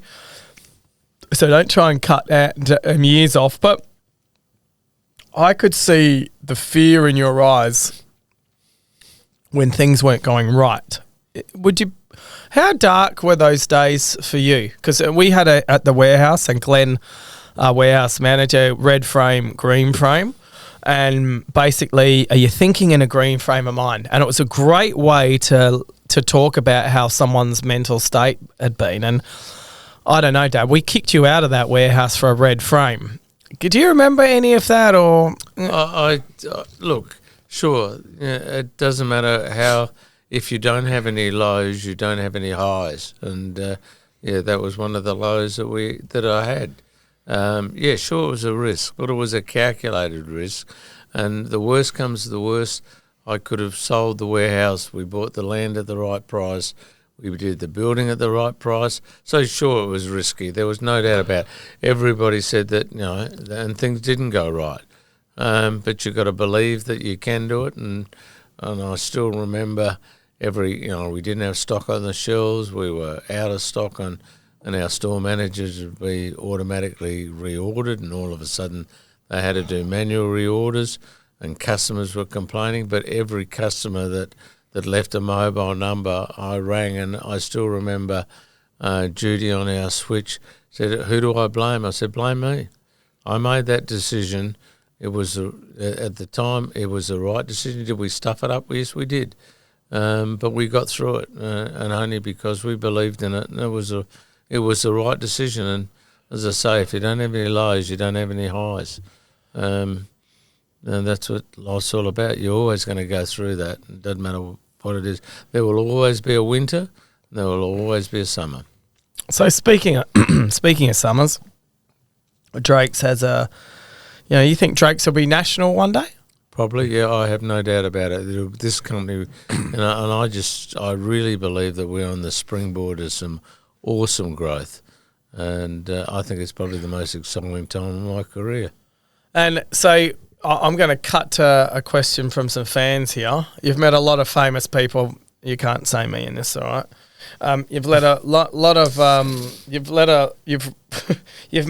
of high-profile people in your life. Who is a standout and why? If we talk sportsman, it'd have to be Federer. Yeah, okay. Without question. Name dropper. Yeah, next. And look, there's so many people. I just couldn't name just one. I think they all come into your life for so many different reasons. There was a guy that probably most people didn't like, was probably Andrew Reitzer, but tough as they come. But you walked out of a deal with either a handshake or a blood nose. But you knew where you stood. And unfortunately, so many people pretend that there's somebody that they're not. And I think you should always tell it as it is. And as I say, I look at my couple of the mentors that I've had over time. Maurice Crotty from San Remo, Angelo Kotsis from Bickford's. Just to name a couple, but there's so many people that have given you those pearls of wisdom, I think, that inspire you to keep moving. If I look at the books or the tapes that I've listened to, James Rowan is one. The Psychology of Winning is another book that is just, you can win if you believe in it. And, if you look in the mirror and wake up and believe what you want to do, and you believe it's right, you can do it. One of my early memories of you was driving up to Murray Bridge. We got a shack out there, and we used to come up there and used to listen to War of the Worlds. Now, do you remember the War of the Worlds CD? And then you used to pretend that the red dots in the air were UFOs and that, and scare the shit out of us as kids. No, you've lost me there, but carry on. Yeah, well, we've probably been driven at breakneck speeds in some shonky car that you had back in the day. Now we got, what's the best car that you've ever driven? Ugh, I don't know if I can hear the end of this. Look, I'm a fanatic Tesla, but also Lexus as well. I did have a Merc. Look, it probably goes to a Holden HQ. No, it was a Holden Premier. I think it might have been a Statesman. Or I can almost, if I sat down and thought about the cars that I've had, I'm not like you. I bought very little cars over the time, but I probably let me bring out my violin. Holden Statesman, and I suppose the Lexus. I believe they're a great car. In search of excellence, they just make a great motor car. I've had a dream run, and I never thought I'd buy a Merc after I got stitched with. Every time I took a Merc in to get service, they'd see me coming and stitch me up, but I think they've got better at that. And so I've gone from a Tesla to an all-electric Mercedes, but I still love my Tesla, and if they had a Tesla Plaid in Australia, they converted it to a right-hand drive, I would have had that. And look, and I think you bought me a Lexus Sports, 24 years old, mint condition. I hit the button, the roof goes down, I've got the volume up, I've got the wind between the little hair that I have. I'm living my dream. There's nothing better than booting around with the roof down and the volume cranked up at 100 miles an hour. So, living your best life, Mr. Drake. So Elite Ski Boats have sent a question in. How can you run such a successful family-run business so well and deal with JP? With much difficulty. Good on you, Jack. So this is a hard-hitting question. Matthew Totini, ex-editor for Drake's, now living his best life. Roger, why didn't you support JP's motorsport career? He could have been in Formula One. If ifs and ands were pots and pans, we'd all be millionaires. Oh, dear, oh, dear, oh, dear. He's always got these smart-ass responses. Pooch Bling sent a message in. Can you plug Pooch Bling? Yeah, I think that's great. My big dog, I've always lucky enough to have my second best friend is probably my dog. It's the only person that I know when I come home, she scratches at the door, wanted to welcome me home. And now she's got her little bling on her, and every time she's at the bowl, I hear it going ding, ding, ding, ding, ding. So it reminds me of Layla and Scarlett. Oh, how sweet. So we haven't actually talked to us, but behind every great man, there is a great woman. Now, you can't get to where you are by yourself. No, nobody's successful on their own. Wendy was, she's got a memory like a sieve. And again, I think all of us in business come home, and it doesn't matter if you're male, female, you need somebody to support you. And there will be days when everything turns to shit. And if you come home and all of a sudden you get nag because you're late, or you should have come home earlier, or you haven't been there for the kids. But if you haven't got that person that supports you one way or another, then what's the point of coming home? And I've been lucky enough that Wendy's always been there, and even in dark times, give you the support. And is there you've mentioned a couple, but what's probably one amazing quality that having a partner that really backs you up is? Somebody that cares, or somebody that's got the same vision. And look, we're all different. I know I don't shut the bloody doors when I should. No. But I've now learnt to put the lid down on the toilet bowl. because it's easier than copying the flack than not. But understanding that we're all different, and some days it doesn't matter if I think it's white, Wendy might think it's black, and rather than argue about it, tomorrow will be a different day, and learn to compromise, I think. So it's never one thing, and it's extremely important to have. You've got to have somebody that backs you up, because there will always be a down day, and if you haven't got and there's a lot of people in life will put you down, and what's the point of arguing? And there'll be some days that I'll think it's white and Wendy will think it's black. We could argue till the cows come. At the end of the day, the next day, who cares? Who gives a shit? And accept what it is, and rather than argue about it, and make sure when you put your head on the pillow at night, it all disappears. Now, you made very early on in the piece, you made a comment to me, and I think it was from Dale Carnegie, out of all things, where you look at things that go on in your day and what's the worst possible thing can happen in that decision.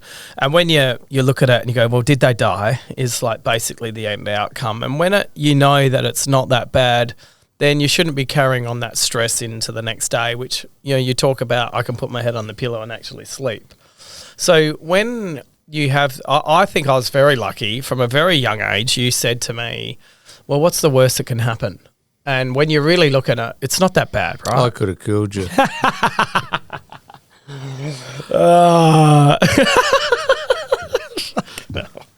You could have, but it's never that bad in the scheme of things. And I hear a lot a word called anxiety. Now, I guarantee in your generational load, you would have never have heard that word. I bet my fucking life on it that you would have never have heard that. And now you hear it a lot. It's thrown around.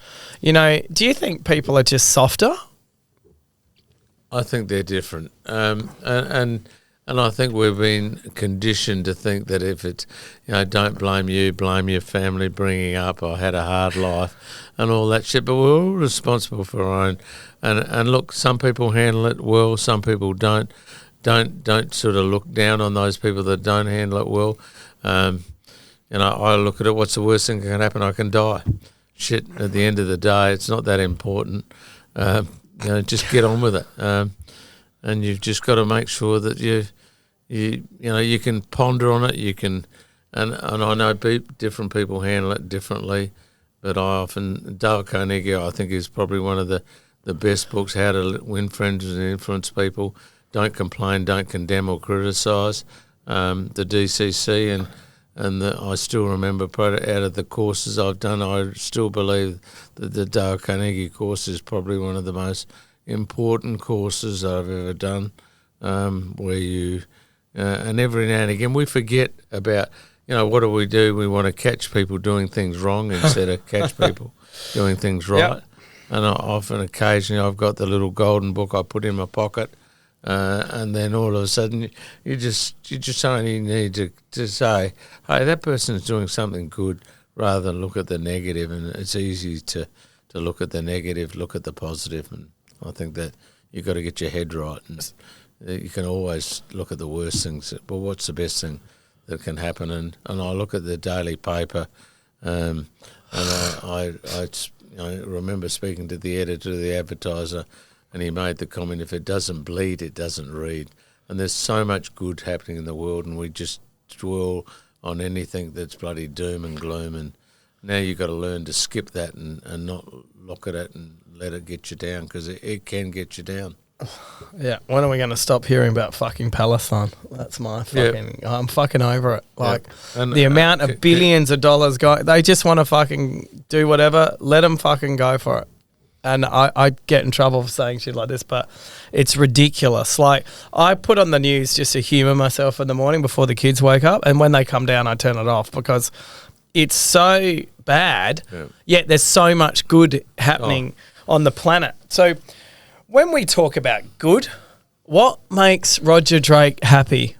Where is your happy spot? Now, while I give you time to think, my happy spot is Murray, is at the shack on the river, boat in the water, kids in the water now.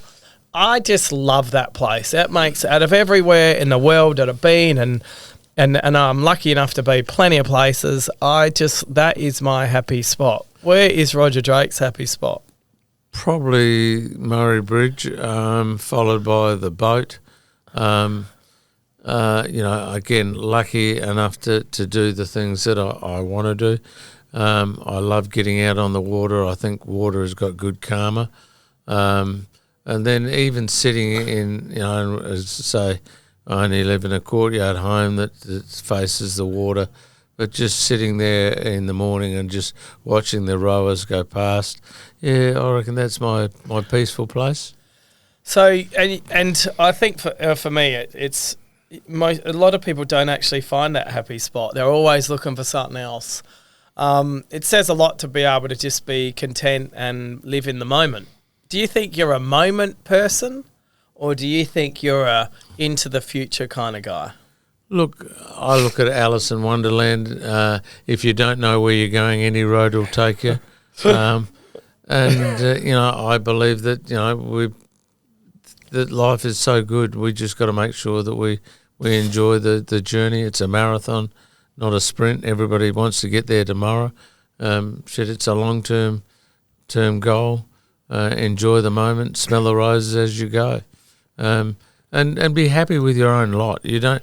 Everybody's different, and everybody wants to be, want to be this person, or they want to be up there with the media tells you got to be a superstar. But walking the beach in a pair of stubbies and with the dog is just as important as flying the bloody super jet and living the high life. So. It doesn't matter. I think Steve Jobs summed it up when it doesn't matter if you've got a $30 watch or a $30,000 watch, it still sells the same time. It still sells the same amount of time. Yeah. Now, we've got a weird question here. Butter chicken or pasta? Depends on the night. Okay, now you're now, like, I'm the supermarket boss now, so you're just someone that works in a supermarket. So what do you think is the biggest trend in Australian supermarket sector? Making sure if you're anything like Wendy and I, when do you plan your evening meal? About 4 o'clock on my way home. What are we having for tea? Is it a roto chicken? And look, some of the prepared meals we've got today are just awesome.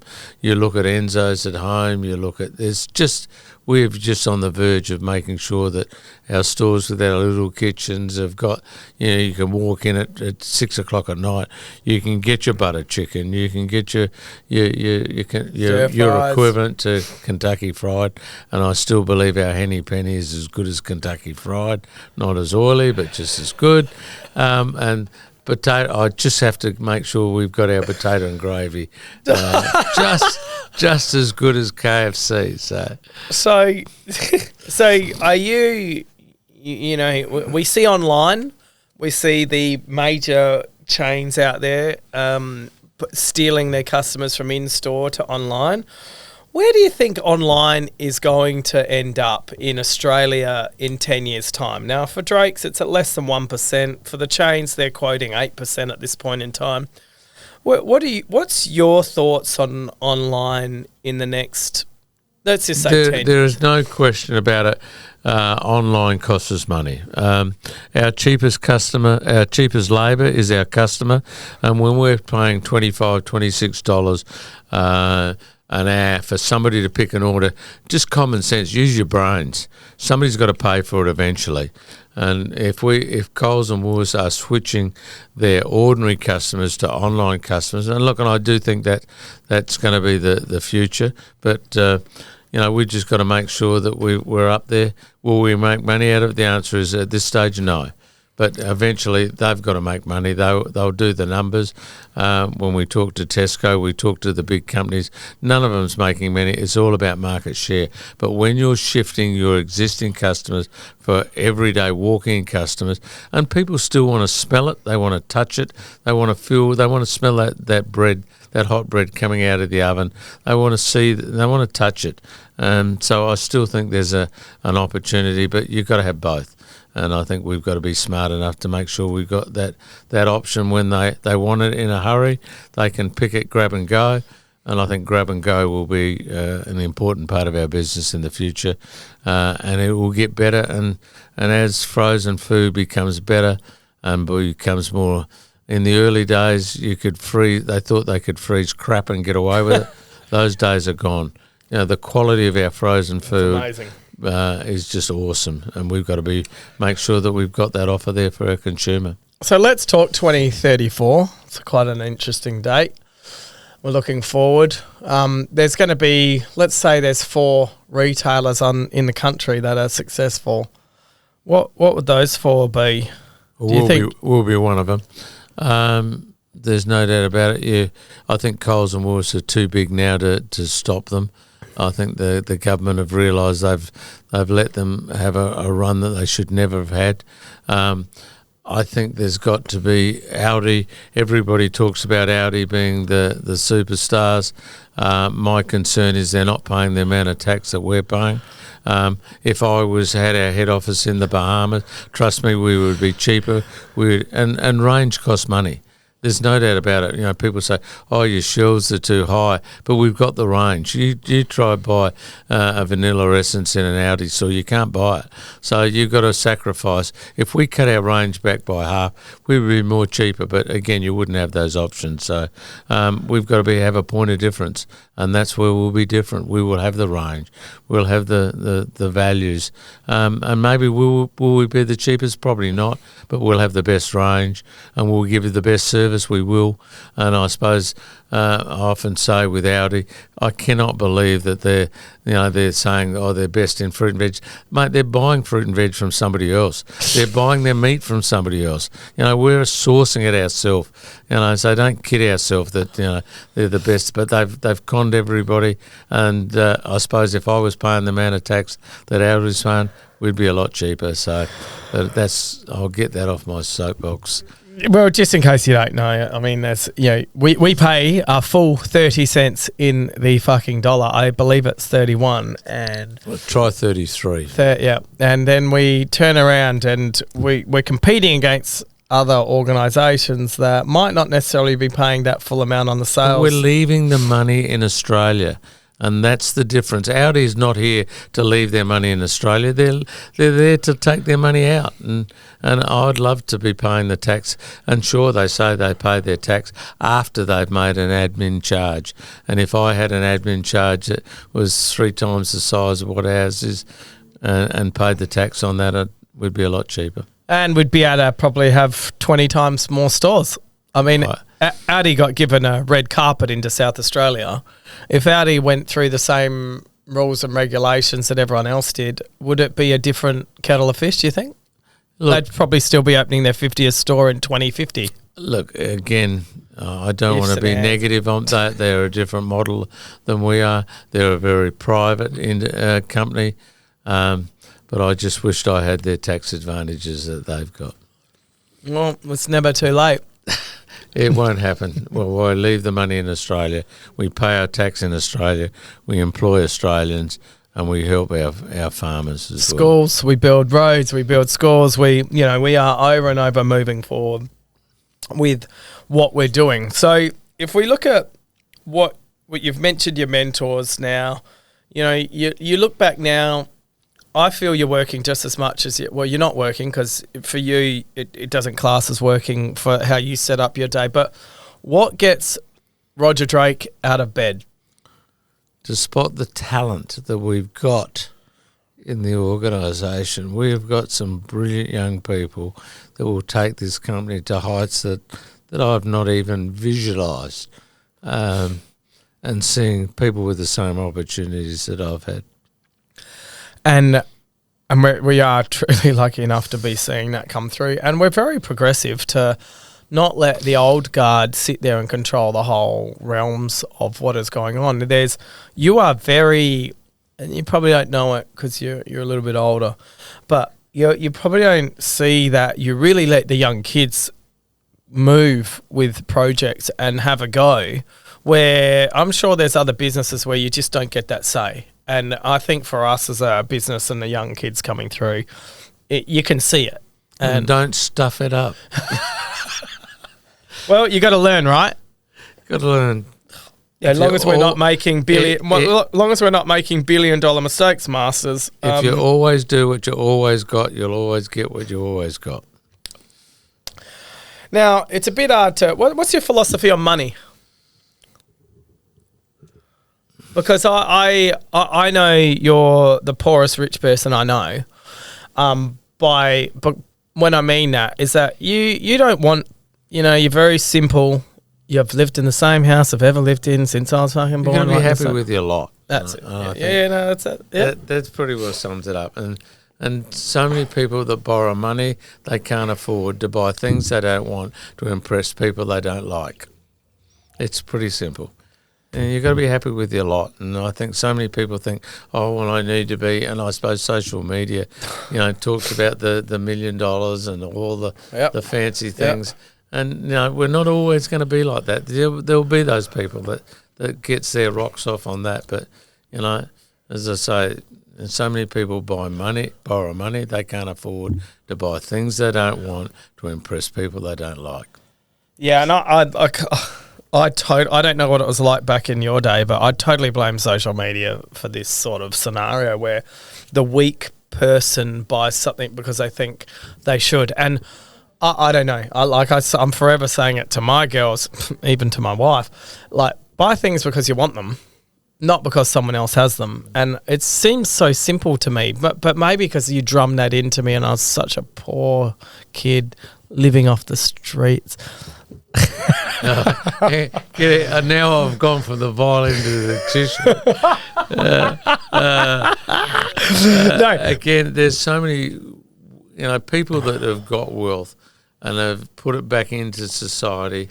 You don't know who they are. They don't need to do all the fancy things. They just live their life. They put it back in. And I still remember that Leon Bonner used to say, why aren't you out there telling people what you do, what you give away? And I said, look, that's not what we're about. We don't need to do that. The people that and there's some great families in Adelaide that would buy and sell so many families because they've just squirreled it away and they want to do the right thing. And you've got to be happy with your lot. And I think so many people trying to be things that they aren't. So speaking of happy, if you had to spend 12 hours on a private jet with someone where you get what 4 people would you take on that jet? Anyone on the planet, but you got to deal with them for 12 hours. Fuck, you're probably going to be on that by yourself, aren't you? That's an interesting call. I would probably think Federer as a tennis player. I'm probably thinking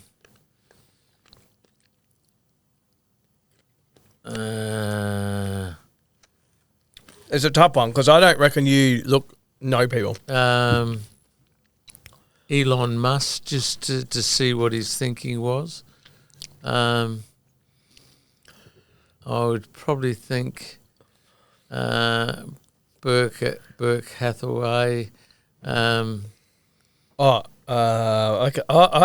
So he's gone. So not Warren Buffett. You wouldn't take Warren Buffett? Yeah. All right, you take Buffett.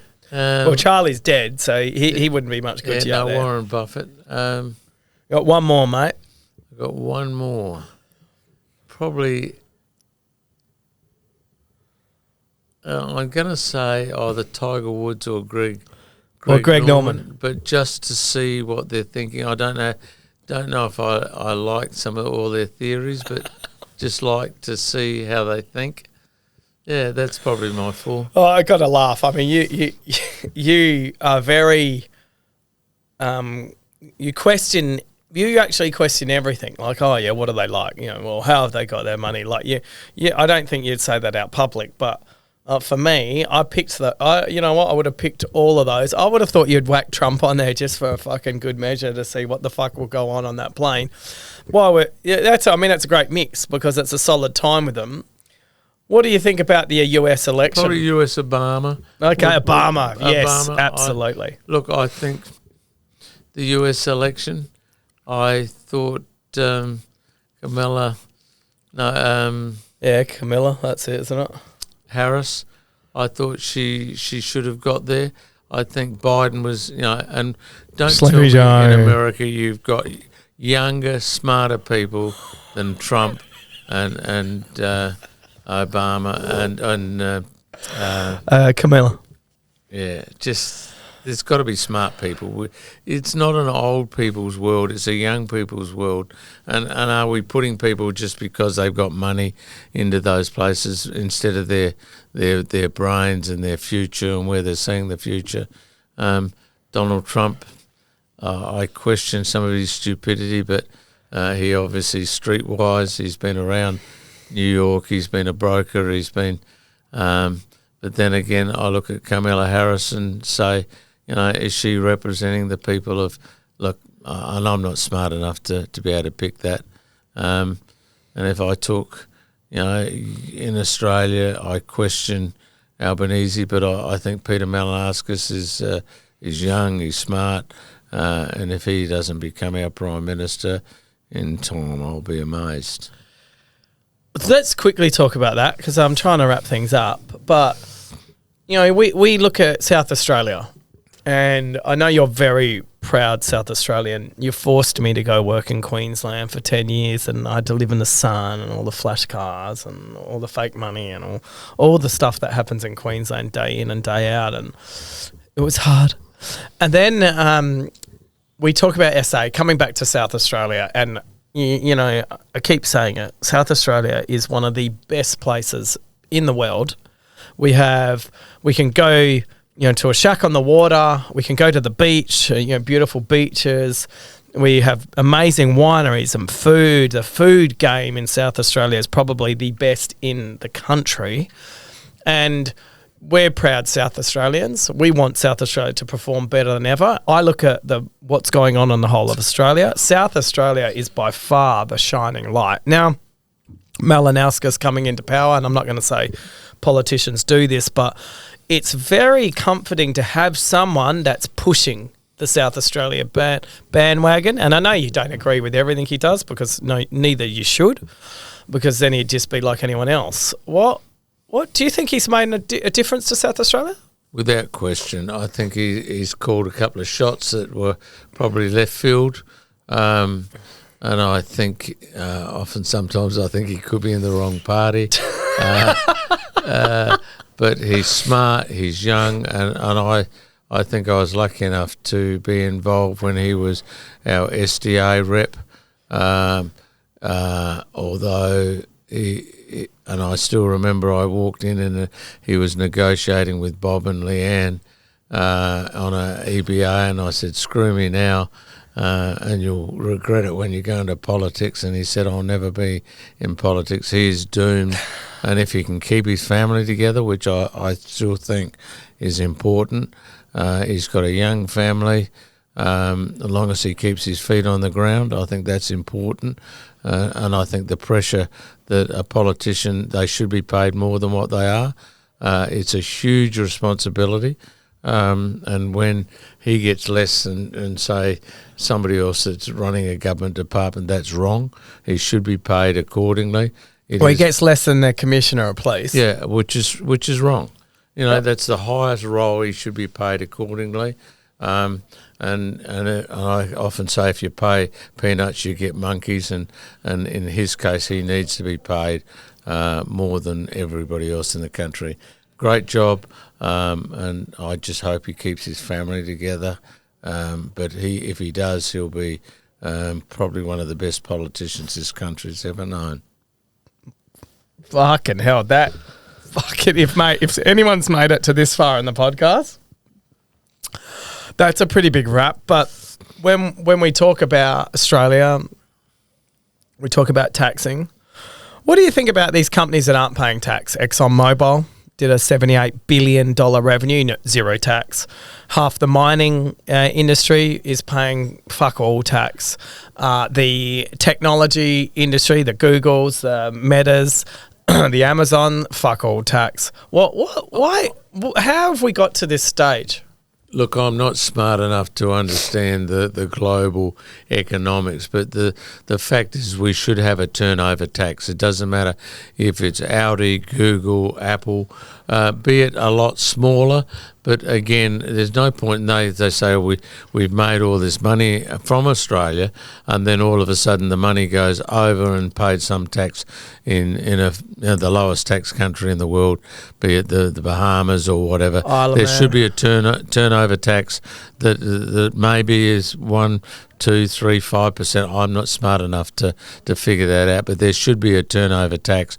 Every company that takes money out of this country should pay some sort of tax, be it at a lower rate than those that are existing here. And again, I think that would fix a multitude of sins. And I think France is maybe talking about doing that, but there's got to be a balance where there's no point in ripping everything out of this country. You know, you have a look at the richest people in the world or in Australia are all they're taking money out of our earth, the stuff it's in Australia. It's our minerals. All mining. It should go back somehow, and I don't know how it's created, but there's got to be a better system than what's happening right now. So is there any truth to the rumour you're going into politics? That'll be the last thing that would ever get me into politics, and sporting clubs are two organisations I just don't need to be near. Because it doesn't matter what you do, you're never going to be right. I'm a big component of taxing. You know, we're pulling minerals out of our country, sending them overseas and paying more for them. It makes 0 sense. And, you know, these massive mining companies paying zero tax but not even 1%. It's a joke. We could be one of the wealthiest countries in the world. We should be. Because, and, you know, if I talk about uranium, have you had any thoughts on, you know, we ship it out, we don't hold it, we don't store it. We could do all of the above. Do you have any thoughts on it? I'm a great believer that we should have, you know, you look at around the world, nuclear power has got to be the answer. Everybody says it's, you know, and unfortunately I think we've let, I shouldn't say that woke or the green policy take over the world. You know, we've got to live, we've got to feed the people. And if we go the way that they're going, we'll finish up. Look, I'm better off not to comment on that. Well, I think the US election has just shown that people are over fucking woke, and there's no doubt Elon Musk, he ain't woke. Yeah. There's no doubt Dana White, all these guys that bloody Trump had behind him, and the biggest problem with Camilla, she started going down that woke avenue, and you know, woke make up such a small amount of the population. We just want to all be treated equally. We want to all be treated fairly. And I don't think people fucking care whether you're male or female, identify as a fucking banana. All we want to make sure is that everyone is treated with respect. And I think that's something that's half lacking on the planet. But maybe we're seeing a tide turn. We're realising that we need to get together as a country and pull together to be able to best produce whatever minerals, whatever we're taking out of this planet to make it better for the children. You all know my philosophy on we are one, we are many, from lands far apart. I think we've let some group take over disproportionate to where we're at, and I don't care if you're black or brindle or Greek, Italian, you name it. We all breathe the same air, and unfortunately, we've got this wokeness that says that that's crazy, and I think that's ruining the country. And on that note, I couldn't agree with any more. It's got to stop. It is stopping, and we're making decisions moving forward. So for me, it's been a pleasure. It's hard to believe it's almost 3 hours. Dad's like looked at his watch the whole time. Oh, be an hour, I'll be done. Like, be an hour and I'm done. Like, fuck off, Dad. I'm not going to get this opportunity ever again. If I've got my 100th podcast and Dad's still alive, he is back in here. So that is my goal for the 100th. 50 years, Drake's.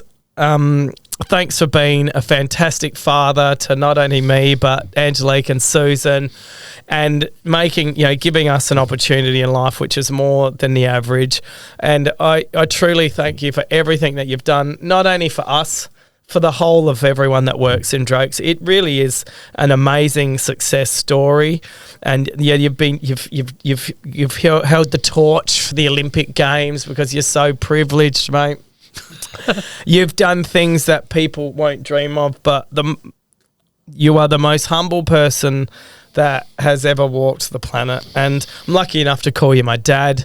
Now, I don't want to tear up at the end of this, but the reality is that Drake's is in good hands because you are letting the people coming through the business grow the business. And I thank you on behalf of all the staff. It's great to have you in here. I'm so cool we got to have this podcast. Why have we wasted 3 hours? Get out and earn a quid. Yeah, well, this is how we are communicating with every generation, and I truly thank you for coming in, Dad. Thanks for everything you've done. Thanks for being open, honest, and transparent in the conversation. And I'm looking forward to the next 50, because if you're around then, some true significant advice. Thank you. Thank you.